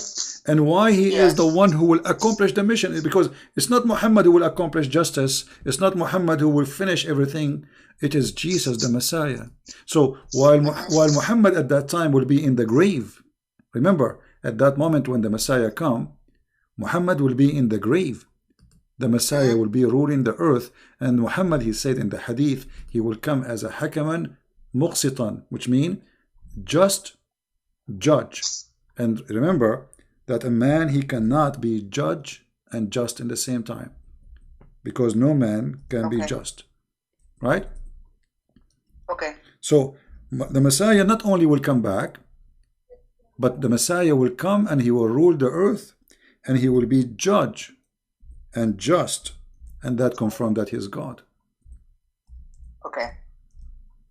Otherwise, no man How, in order for me to be just with you, I have to know the unseen, correct? Which means like when they go to court, the judge by what he knew, the evidence people provide, but maybe the evidence are fabricated. You bring witnesses, and maybe the witnesses are a bunch of liars, but still the judge, even if he's a good judge, he will judge only by what he know, and what he know is the proof you provide. So the Messiah, he will be judge and he will be justice. How he can do that? That is not something given to a man. No man can be justice in any way, in any means. Okay. And even if you know what happened, how you can be judged? Because now what is the punishment? Who's going to decide the punishment? You know what I mean? Because let us say I did something wrong to you, and now and we know exactly what I did. Maybe I stole your money, maybe I took your wallet, maybe I whatever. Now, what is the perfect punishment for this person who did this crime? Because the crime should fit with the penalty should fit with the crime. So to be a person who is capable of giving punishment fit with the crime for whatever crime is, because imagine we have billions of human beings, there's millions of crimes. So which one is the fit penalty for the fit crime? The only one who can do that is the Messiah. Yeah. Yeah. Anything else, Tamara? That'd be all. You answered all my questions. Yeah.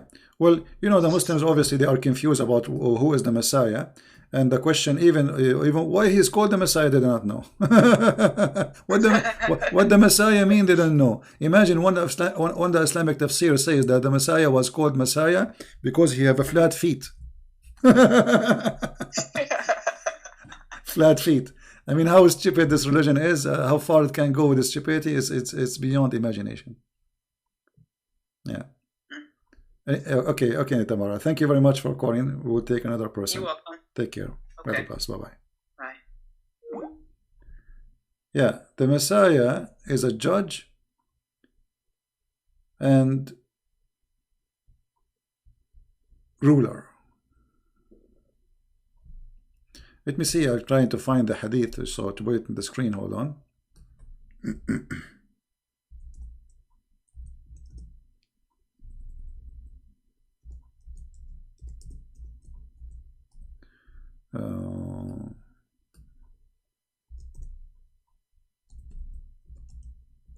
And the funny that the Messiah, when he come, he will have a cowboy fight. I don't know what's wrong with this website. I cannot find the hadith. Here we go. Finally, we found it. It is written on the screen. It keeps saying error. All right. So the Messiah, he will come, and Muhammad, he swear, he took an oath, saying that the Messiah will come and he will do, he will be just judge, as you see in the screen. This is not my statement. In the same time, he will kill the pig. I mean, how silly. How silly. That the reason the Messiah is alive until now, and until Judgment Day, is to do three things. He will be judge, ruler. He will kill the pig.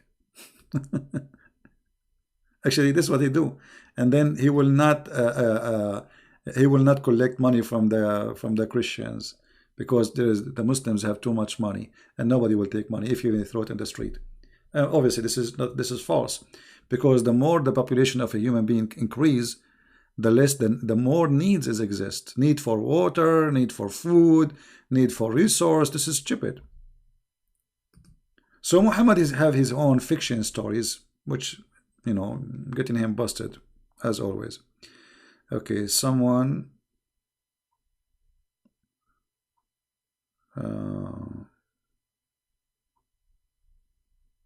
this is my question. Somebody have a question, but he didn't want to call.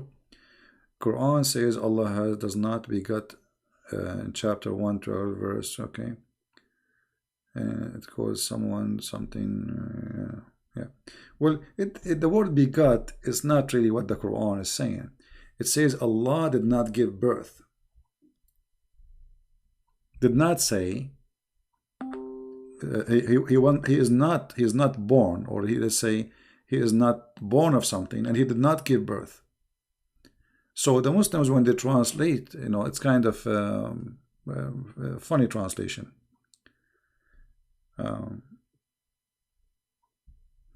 Let us go to the verse he is talking about before we take another person.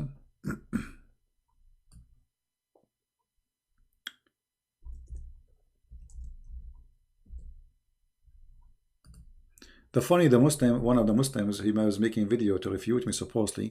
He said Allah is Samad, that means he have no physical body. That is stupid of you. Samad is coming from the word masmuda, which means collection.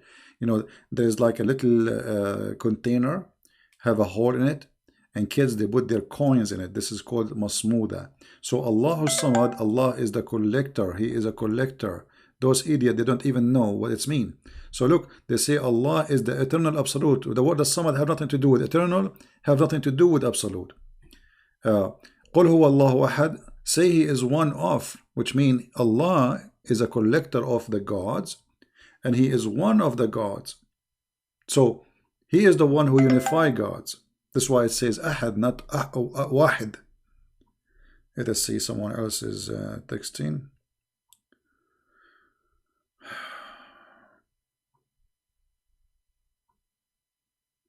I'm wondering if you are Hafiz for the Quran, which means I can recite the Quran by heart. No, I don't do that.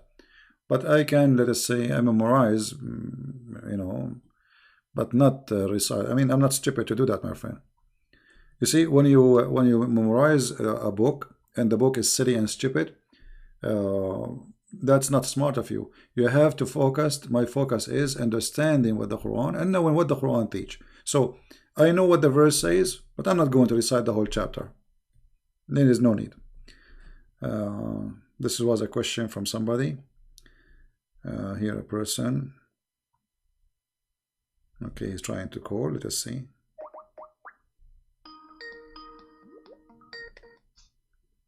Hello? Hello? Hang on, I just got to turn it down. Can you turn... How are you today? I'm fine, my friend. Can you turn YouTube, please, down? Yeah, I'll just turn it off here. All right. I just wanted to say thank you for everything you've done. You're really clever at how you promote how to unfold what is in the book and to present it to people so they know the true understanding of it. Well, you know, there's no need to thank me. I'm doing my duty. I mean, isn't it our duty to share the truth? Well, that's, you know, because it makes, because where I'm from, where I grew up, they've always got people calling everyone Islamophobic, and it doesn't give the truth of what it is, and they just misguide themselves and walk around it, and it sort of doesn't help society go forward. Yeah, well, you know, Islam is a collection of stories. Islam is not really a religion. Islam is a collection of religions. You know, many beliefs, like you don't even know what Muhammad is. Is he a Hindu? Is he a Buddha? Is he a Christian? Is he a Jew? Is he a black stone worshipper? What he is. So Islam is not really a religion by itself. Islam is a fabricated fraud man who's trying to create a religion, and I can prove it for you easy. Let us say you are a prophet. Should your God teach you what is right, what's wrong, or not? He should, right? Of course. Okay. Of course he should.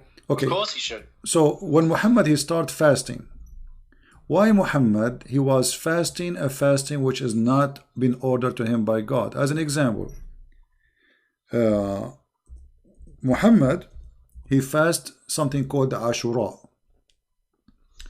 The hadith says, and this is Aisha and others, they say that Ashura was a fasting for the pagan Arab. Okay, why Muhammad he copied Ashura from the pagan Arab?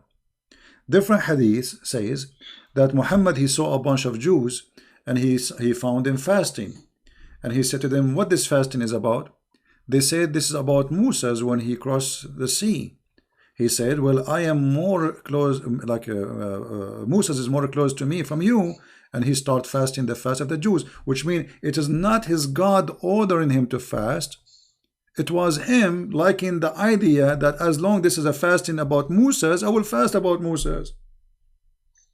So yeah, well, that's just what that's what it just comes across. Because when I started to read the book, they used to say, "Oh, you don't know Arabic, so you don't understand it." And then I would say, "Well, why is it your scholars who are the ones writing it to what mislead people? Like that just makes no sense. yeah. Like why are the Arab ones who are the scholars who write it misleading people, and they're wrong if they translate it? But doesn't God know everything?" My friend, the Arab who speak Arabic, didn't agree about the Quran meaning, because the Quran is a stupid book. There's nothing there. So if you go and read the interpretation for the same verse, which is in Arabic, and you see the interpretation for the scholars, you will see everyone giving you different interpretation. Why? Yeah. Because they don't know what this Quran is talking about. The Quran is not a book. Quran is this guy. He was a madman. He suddenly says something, and then when they ask him, they say, "I don't know. Don't ask me." He don't know. Like if we ask the Muslims, okay, in the Quran it says the word Israel. Who is Israel? Yeah. Shouldn't you tell me who is That's Israel? right. Who is Israel? We do not know Israel. Okay, the Messiah. What is the word Messiah mean? Nowhere in the Quran. Okay, so why Israel? His name is Israel. What happened? His name is supposedly was Yaqub. You know, like how the name became Israel. You don't know. Because the Quran is a collection of stories, and those stories are not the stories of Muhammad. Well, what I found interesting when I tried to read it is that the stories don't finish. They're all over the place, and it's sort of like, well, if this is a book from God, why is it so poorly written and just makes no sense? Yeah. I just can't. If it's from God, He's perfect. So why is your book not perfect? That's just Well, my it's not, personal opinion. the Quran is not only not perfect. There's nothing perfect in the Quran. I mean, name for me one chapter in the Quran is not stupid. Just one. Actually, here we go. We have almost. I can't, because I can't read something that is poorly written. It's just like, this is not from God because it's just poor. Yeah, exactly. The Quran, every single verse in it is stupid, and we can show how stupid it is. So here we go. We have Muslims are listening. We have almost 800 people watching. I encourage any Muslim to call me right now and give me one chapter makes sense, just one, and give me the interpretation. That's how I had to buy your book so I could understand it. Yeah. Because your books explained it. Because it was just like, I'm having trouble reading this. So I was reading Quran. I go, well, I bought your book so I could understand it. I'm like, oh, this is what they're trying to say. But it's just poor, just very poor. Yeah. Well, thank you very much for calling, my friend. Anything else you want to share? Oh, no, God bless you. I'm just very happy that, you've helped me with a lot. So thank you very much. God bless you. Thank you, my friend. You're welcome. Enjoy your day. Thank you. God bless. Take care. Bye. Bye-bye.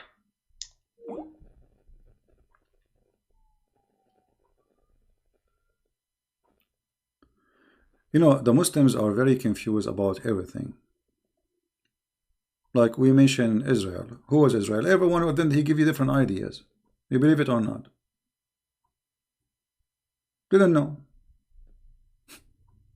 They have no idea.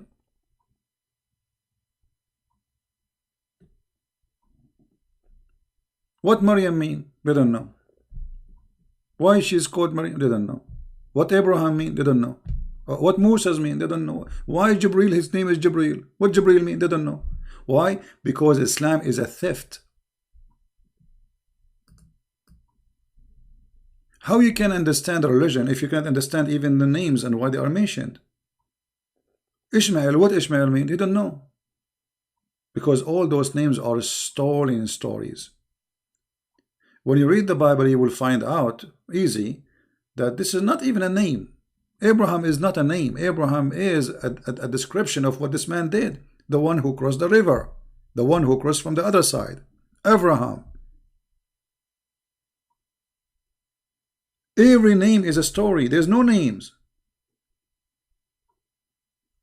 This is why Muhammad, when he speak about the Pharaoh, he think Pharaoh is the name of the guy. To the point he says, Al Fir'aun. The word Al in Arabic mean like the last name. The last name of this man is etc. So your name is Johnson, Alu Johnson. You know, your last name is Johnson, Alu Johnson. So you will see the Quran is speaking about Alu Ibrahim. Look here. فَقَدْ أَتَيْنَا آلَ إِبْرَاهِيمَ. Okay, what Ala mean? Translation, chapter 4, verse number 54. Okay. The people of Abraham.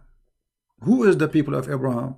How you say Alu Ibrahim? This is false translation. Alu Ibrahim is the family of Ibrahim, not just the people. Okay. Now Alu Fir'aun. Okay, who is Fir'aun? This guy, his name is Fir'aun? Which Fir'aun? There's many Fir'aun. Alu Fir'aun. Change the translation or translator. Let us see. Just for fun.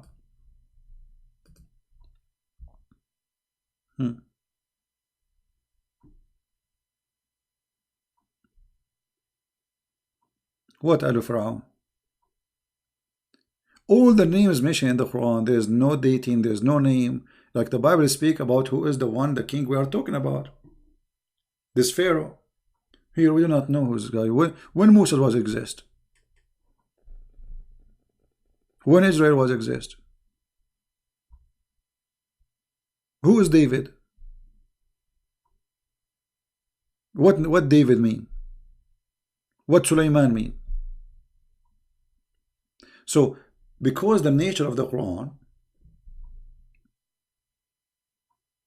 is a collection of stories by others, like, oh, children of Israel. Okay, shouldn't you tell us first who is this guy? His name is Israel. Imagine this book keeps saying children of Israel, once after once after once. Where in the Quran we find the introduction for this person who his name is Israel and his children is called children of Israel? Who is he? There is no introduction. Well, if you go in the Bible, you will see details and the story, how this person, what his name become. So Muhammad is just a liar, a thief. He collects stories as an example. Not necessarily, not limited to this. If you go to this chapter of Al-Kahf, the story of the ant.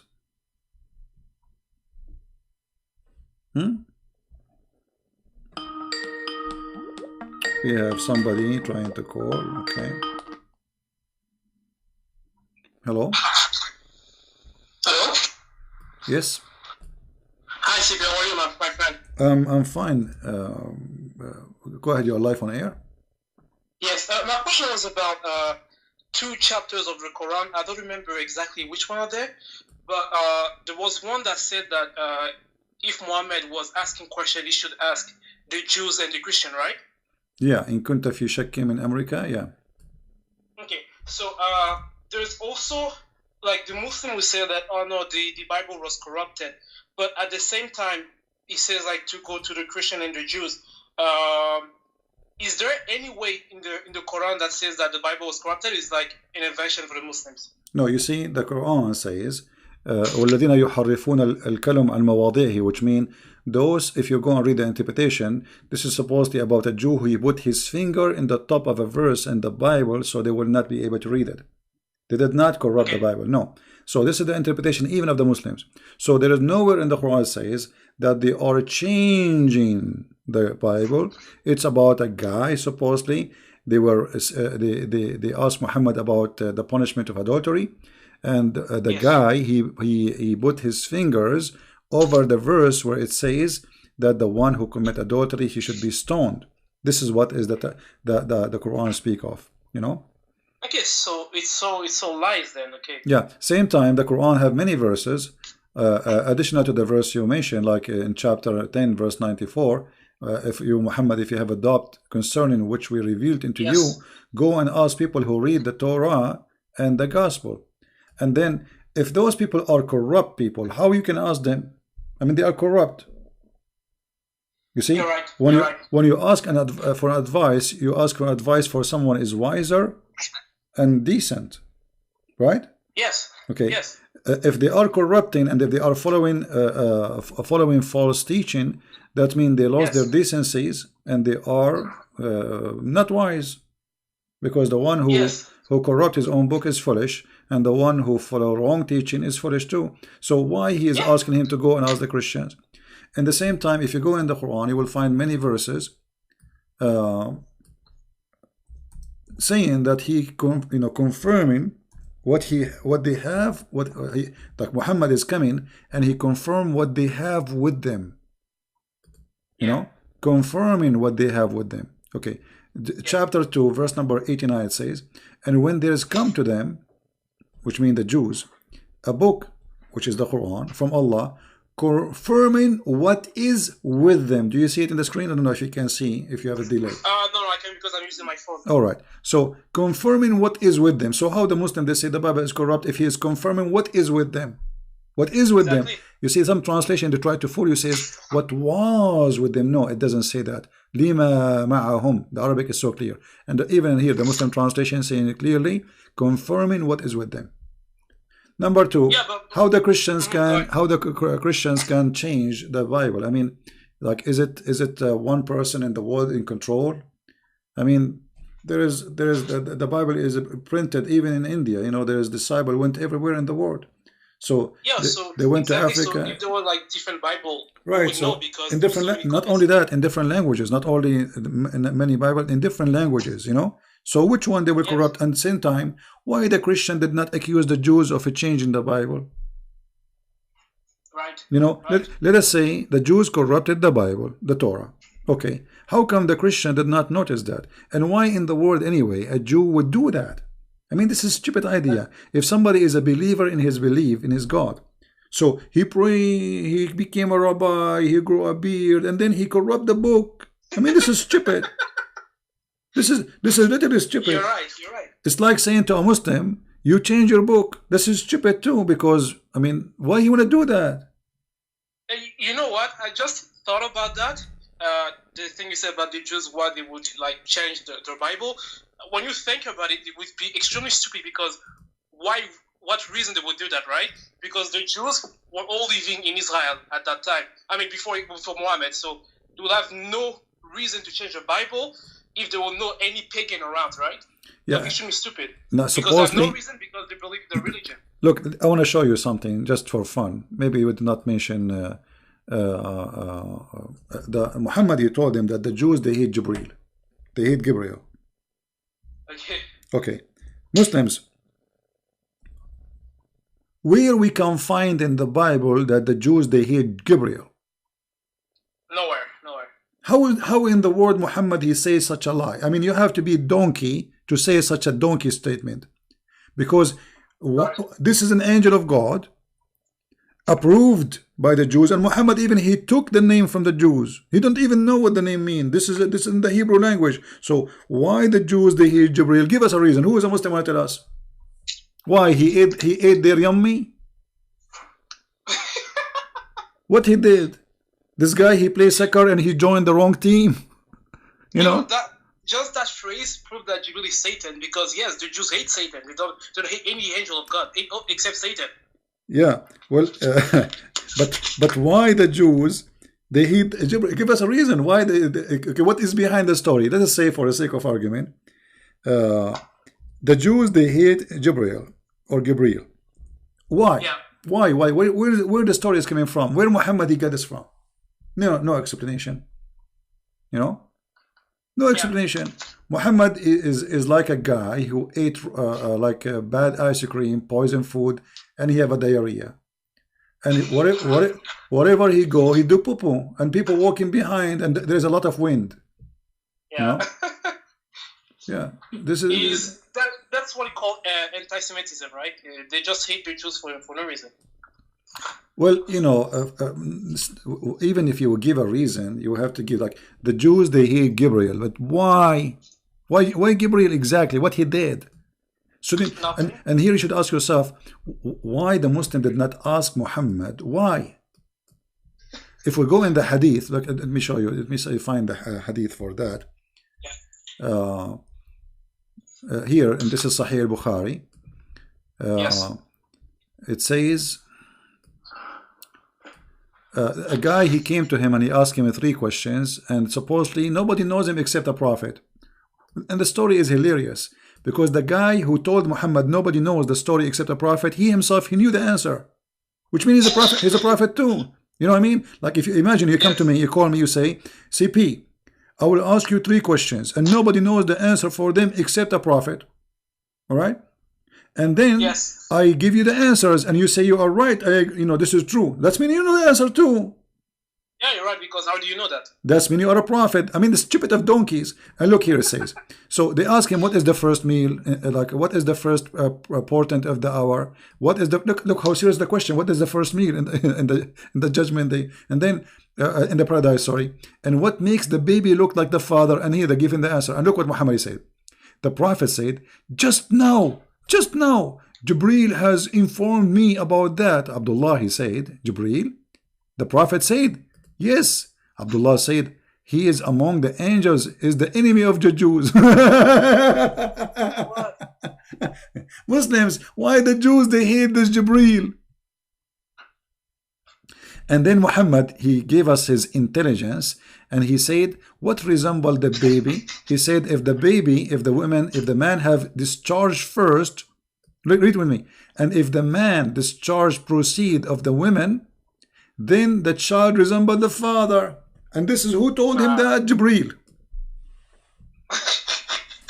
This is why if I get married, I will never have discharge first. I don't want my son to look like me. That's disgusting.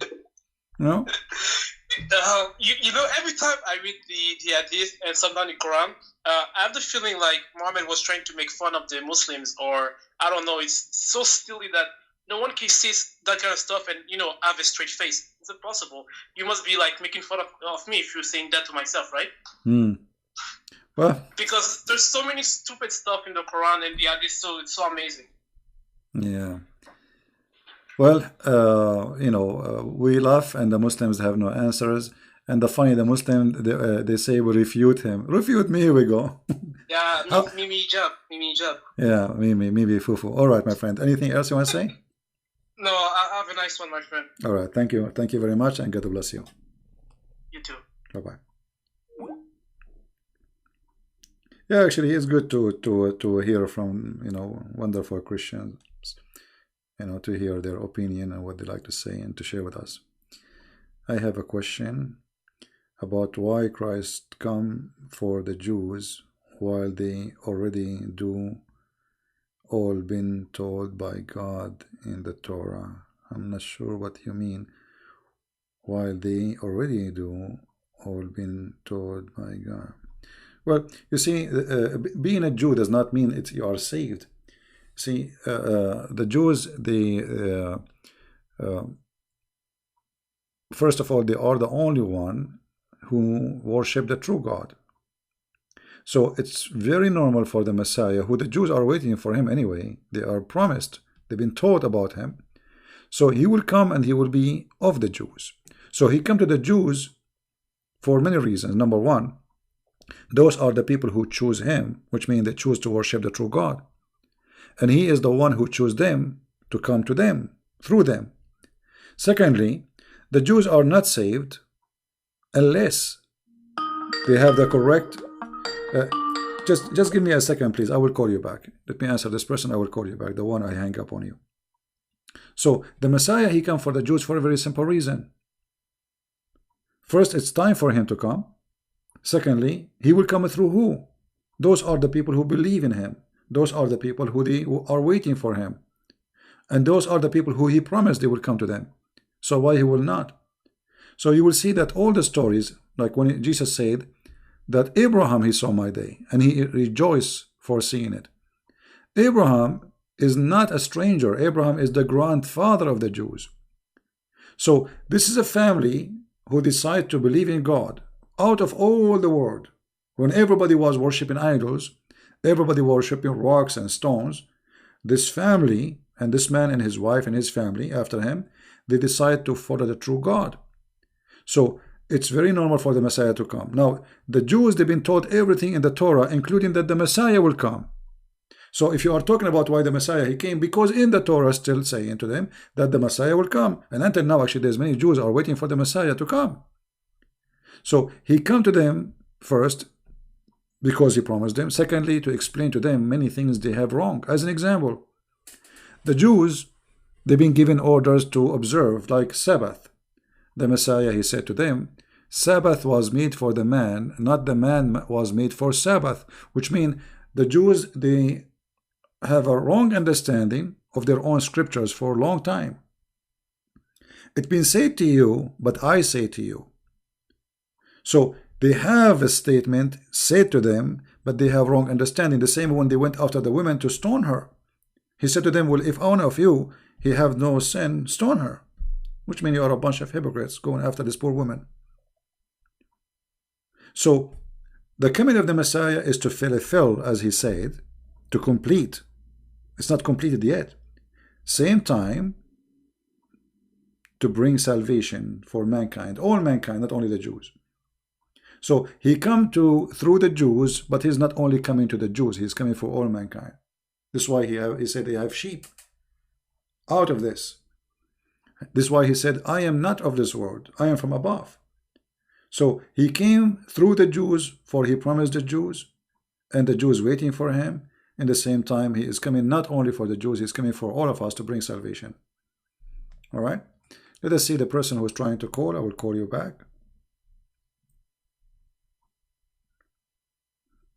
Okay.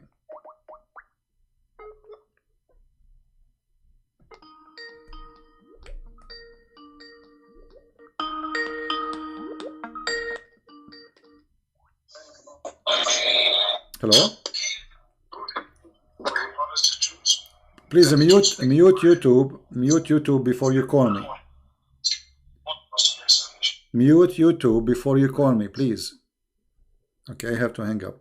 Before anyone call me or talk to me, mute YouTube. Before you answer Skype, if I am calling you, be sure you mute YouTube, then take the call. All right, hello? Hello, Christian Beans? Yes, my friend, go ahead, you are live on air. Yes, hi, it's me again. It's me, Sundar from Nepal. Hey, my friend, how are you? Nepal, that's wonderful. How is Nepal going? How's life there? Well, it's still the same, you know. Yeah, okay. But I'm fine, thank you for asking. Yeah, I remember you. You are the person who became a Christian from Nepal, right? Well, yes, I'm yes, you can say that. I would like to say that yes, I'm a Christian from Nepal. All right. Okay. What do you like to say to us, my friend? Go ahead. Well, I have one of these things going on in my mind a long time already, because you know this. The Muslims, they always say that how can God can kill his son? That Jesus was not the one who was crucified. Or why would God punish his own son by crucifying and killing him in the cross, right? Mm-hmm. So, but as you are the expert already, I would like to know. I lost you. Yeah, he have a bad internet. All right, I will answer your question. First of all, who said that God, he killed his son? Who said that? Where it says that? Where in the Bible it says that God, he killed his son? That is a stupid lie. Go ahead. Hello, I'm sorry. Yeah, it's okay. We lost you. Go ahead. Continue. Yeah, and my point is, like, do they believe that Jesus was whipped and he was hit and he was scolded by the Jews and he was put the throne was kept on his head and he was brutally beaten by the soldiers and even the people, and he was like he carried the crosses all the way to the Golgotha Calvary, And do they all these Muslims, they believe this one, or they just want to stick with that Jesus No, was not crucified? the Muhammadan, they believe that the Messiah never been crucified. All those stories does not exist for them. However, their reasoning is beating them, not for their benefit, because you just say the Muslim, they say to you, how God he killed his son, right? Okay. They have always this claim that how can God punish his son? Like, okay, hold on. God if he is so lovable, all right, why would he punish his son for us? Okay, we will go and use their logic. Always use their logic so we can laugh. Always use their logic because it's stupid logic. If Jesus cannot be God, for if he is God, his father will not let him be killed, correct? That's what they're saying to you. How God can kill his son? Well, in Islam, Jesus was not killed. That's mean God, he saved his son. Right? Same time, this is how stupid the logic is.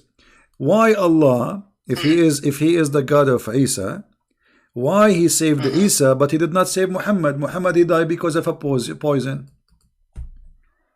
Why? He definitely didn't save Muhammad. Right. Why Allah did not save Muhammad but he saved Jesus? Any Muslim have an answer? Why Allah he hate Muhammad and he loved Jesus? The life of Jesus is more priceless to Allah, more than Muhammad. Okay, it's okay. Don't call me back. It's okay, my friend. I got your question. That's it.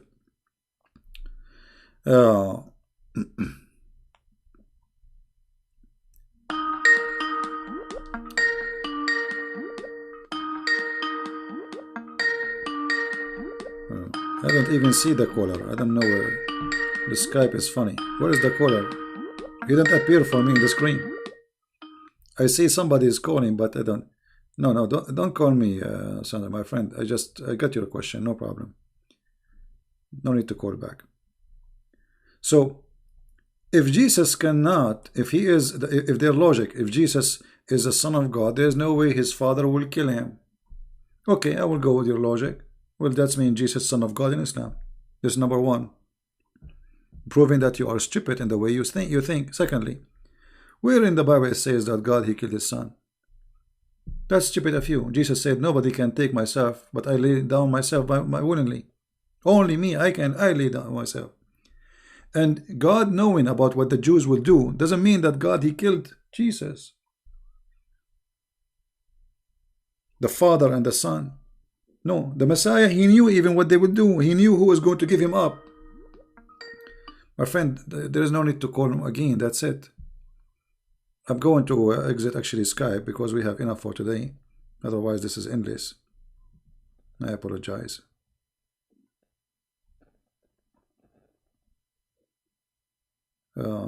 What ayah in the Torah to the Christian?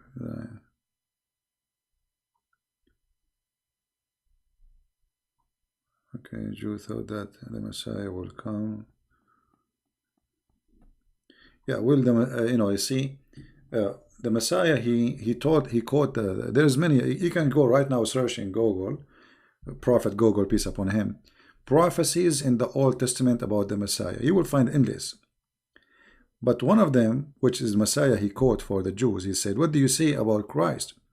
They said he is the son of David. He said, if he is the son of David, then why he call him God? And about the Messiah, he will, die. Where in the Torah it says the Messiah he will not die? Nowhere. You see, when somebody give you a question, and the question is like to make it, let us say, mission impossible. Can you show me where in the Torah it says he will die or not die? What they are talking about? So the Muslim, his excuse only, I'm not going to believe whatever you say just because Muhammad he said he wasn't killed.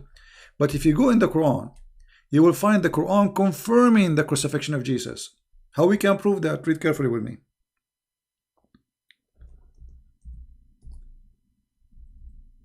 The Quran confirmed the crucifixion, but the Quran confirmed that there is someone look like Jesus. Do you see it?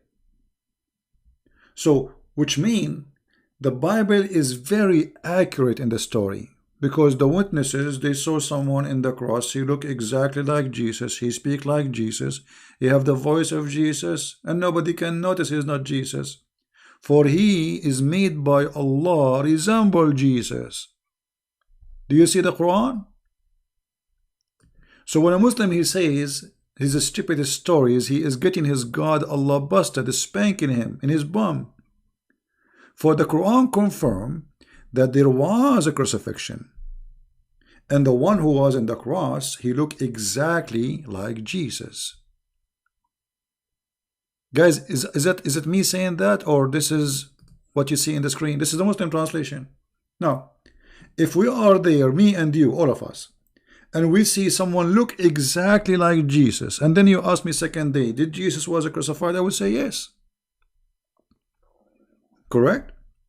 Because a true, honest witnesses is the one who say what they saw. And the Quran witness that the Christian, they saw someone look exactly like Jesus. That's mean they are telling the truth.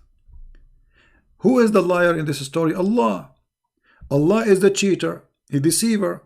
He made them think this is Jesus, but it's not Jesus. So it's the fault of who? Do you see how stupid the Quran is? This is officially a stupid book. This is a certified stupid book. Because if you make me see Isa in the cross, and what is the purpose of this? Ask yourself. You see, you have just like try to focus and think deeply. Okay, Allah want to save Jesus. No problem. Do he need to do this? In fact, the Messiah already is taken up to heaven. Why he need this guy? What this resemble Jesus for? I mean, what this is for? This is stupid. And how many people in the world they resemble Isa? To the point nobody noticed that this is not Isa. I mean, do you see how stupid the story? So this verse in the Quran confirm that they saw someone look exactly like Jesus. That means it is Jesus until you prove the opposite. Do you understand me? Do you understand, guys, the logic? This is very logical. As long as you agree that the one who was on the cross looked exactly like Jesus, well, you have to prove that this is not Jesus. Because now, until now, what we have from the Quran, it is Jesus. He looked like Jesus, so it's Jesus. Even his mother, she could not recognize that it's not him. So the Quran itself proved to us that the story in the Bible is true, because the Bible is written by the witnesses who witnessed what happened to Jesus, and the Quran says yes, they saw that. They saw someone look like Jesus. But Allah is a liar. My friend, how I can even read what you are writing for me? Omati, God, ha, Virgin, I don't know what is that. Indonesian language. That's why I say the Quran is a book written by a stupid idiot guy. His name is not Muhammad, his name is Qatham. And by the way, there's a Muslim, he says to in the where it says that Qatham was the uncle of Muhammad. Open Ibn Kathir, you donkey. I mean, those who they are making videos to refute me, they are donkeys. Certified donkeys.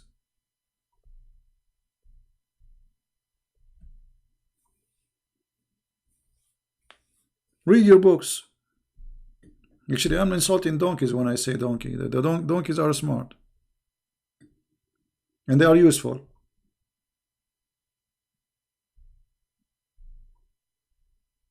Very useful animals. They harm nobody. They are peaceful. And they are very useful. Right?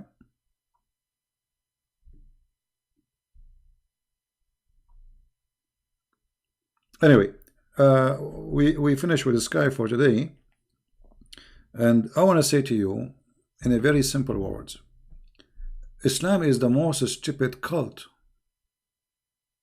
and Islam itself prove itself to be stupid. Look, this is Isa, but not Isa. Huh? I'm getting dizzy now. So the one was on the cross is Isa, but it's not Isa. This is someone look like Isa. Aha!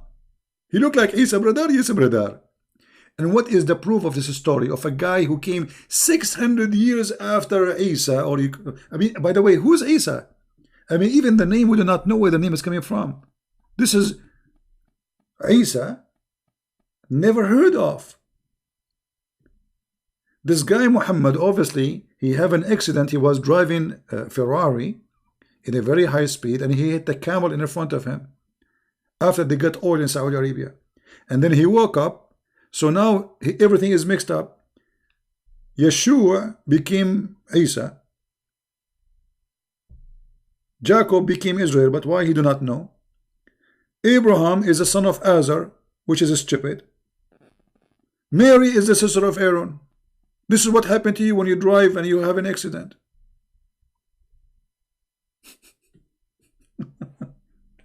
Right?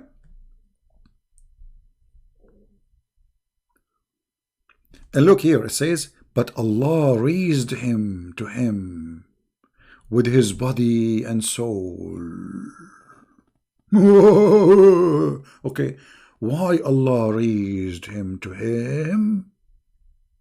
What is this? Did he finish his mission? Why Allah even sent Jesus? I mean, what this, according to Islam, Jesus, he did nothing. According to Islam, there is not even a single Christian he believed in the true Christianity. That means Jesus' mission was a failure. Abraham was a failure. I mean, look at this stupid religion. The Muhammadan, they say, Allah, he sent 124,000 prophets. Only Muhammad book is saved.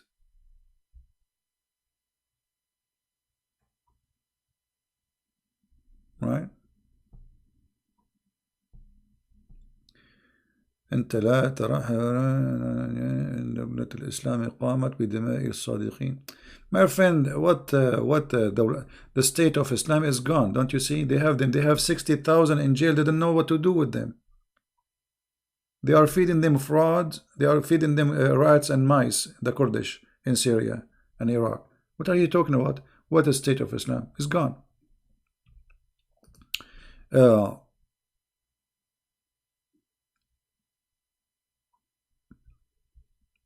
And look, just to show you how stupid this religion is. The verse before it have nothing to do with the verse after it.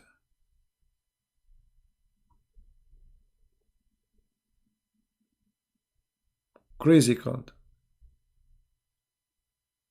Muhammad, he came 600 years.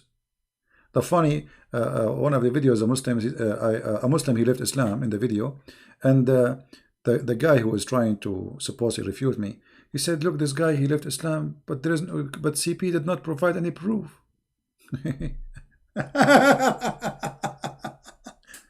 I'm using their book, and he admitted that there's no proof. And where is the proof that this has happened? You see, in Islam, even if you borrow $10, you have to bring 2 witnesses. Where is the 2 witnesses that Isa was not in the cross? Just 2 witnesses.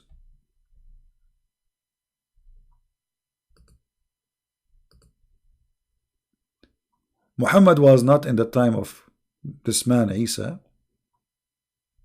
We do not know even who is he. It's a diarrhea statement from a diarrhea prophet. A prophet who pee as a woman. A prophet who have no jealousy for his God.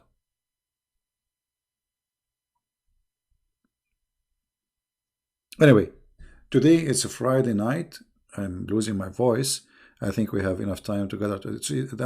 Thank God we did not lose the internet again. So I hope we have a good time. I will try always every Friday to open my Skype for people to call. So people, they can call me and we can share together. And I will do my best to answer you. All right?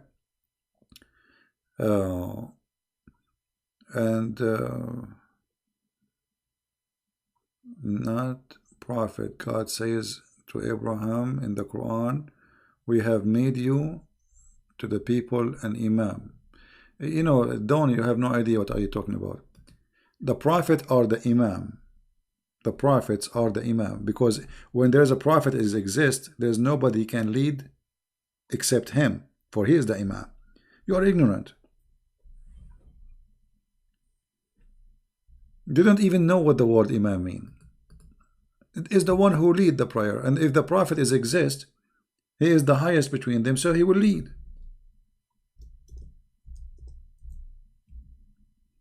Ignorance. Anyway, I wanna finish with this for today, and I wanna say to the black dog. Well, I mean, look at this black dog. He is looking at the sky. Supposedly Allah is up. Remember, Allah is up. Allah, he come down every third part of the night.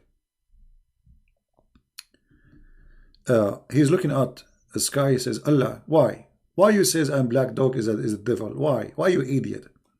Why you say that the black dog is a devil? Give me a reason. What I did to you? There is no way a person he have little brain will say such a stupid statement. This man, he copies stories from people who they are, you know, believe in fictions and legends, and they have phobia from a black color. So a black animal is bad, black dog is shaitan, black bird is a shaitan. So Muhammad is one of this environment. He is a false fraud prophet. There's no way a true prophet will say such a statement. Look how beautiful this dog. He is the devil. He is the devil. You are the devil. You, Muhammad, is the devil. This is a very beautiful dog. Dogs are loyal. They protect you. They die for you. You see, even the aggressive dog, they protect their masters. They are loyal. They cry when you die. Go and see how many videos where dogs, they don't want to leave the grave of the owner, the one who owned them. His family go home, watch TV, and the same night they have their own dinner and they forget about him. Second day, the dog, he stay there a day after day after day, and he will not leave. Who are you, Muhammad? You don't have the quality of a dog. You don't have the quality of a chicken, and I can prove it from the hadith. Muhammad is said that if a chicken, if a rooster, he will do cuckoo cuckoo, that because he saw an angel. And if a donkey, he start making sound of a donkey, that's mean he saw shaitan. That's mean Muhammad, he is not equal to a donkey, and he don't have a qualification of any of them, donkeys or a rooster. Because rooster, he knew the angel. Muhammad, he saw the angel. He asked his wife to do striptease for him so he can recognize him. He told her, I see him in the corner. By the legs and the thigh of Khadija, Muhammad, he recognized that he is a prophet. While he confirmed that a donkey, he knew if it's an angel or shaitan. A rooster, he knew that. So those who hate dogs, mostly, especially if you hate them, I don't blame you if you get scared from a strange dog or etc. You know. But when you hate dogs just because of their kind, that's mean you have a phobia in the best scenario. And when you claim that a dog, because of his color, he is the devil just because he's black, that means not only you have a phobia, that means you are mentally sick and you are racist. The black man is the one who destroyed the Kaaba. The most person who Allah hates is a black man, Muhammad said, not a white man. What a filthy man. Thank you guys for being here. I appreciate all of you, and I hope that Muslims will learn and Christians will learn, and all of us will learn from each other. Life is like a train of with the stations of knowledge. So each time we stop in a station, we should learn something. Otherwise, why we are in this train? Life without you, me as a human being, the proof of my existence is my brain thinking, learning. Otherwise, what I am. So learning is great. There's one thing only can grow with you, knowledge. The rest will not. Your youth will go. Your skin will have wrinkles. Your healthy body will demolish slowly, like a candle. But there's only one thing will grow with you. That is knowledge. And knowledge make you wise. One of two things knowledge make of a person. Either make you evil or wise. Which means using your knowledge to hurt people like Muhammad. Using false knowledge, fraud, fictions. Those are naive people, fooling them with the black dog is the devil. So he is using the knowledge of deceiving. Superstition stories. Using it against those naive. Right? So I want to say thank you. May the Lord bless you. And until we see you again soon, Christ is Lord. And Muhammad gets spanked every day, every time we go live on air. And we will go as much as we can. Take care. See you soon. Bye-bye. And enjoy your weekend. Don't forget that. And by the way, again, I remind you to pray for our friend and anyone. The one from, I think, Sri Lanka. He need a job. He need to provide to his family. Please pray for him that the Lord will open doors for him. The Lord will provide him. Pray for all the poor in the world that they will be given for their need. They will be supported for the need support. For, we are Christians, we are a family. Pray for all poor, not only Christians, Muslims, Hindus, everybody. Poor are beloved people by God, but they need help. So we pray that the Lord, He will open doors for them so they can provide for their family, for their children. They can live a decent life and nobody can take, advantage of them. And nobody can humiliate them. So they can be respected and live with dignity of a human being as a child of God, as God He wanted us to be. So we pray for this gentleman and we pray for everybody. We pray for all of you, your health. We pray that you stay stable with your mind, because if we lose that mind, we lose everything. And we pray that all of us, we will have a good time for this weekend with our family, our friends, and do good wherever we are. Thank you and God bless. Take care.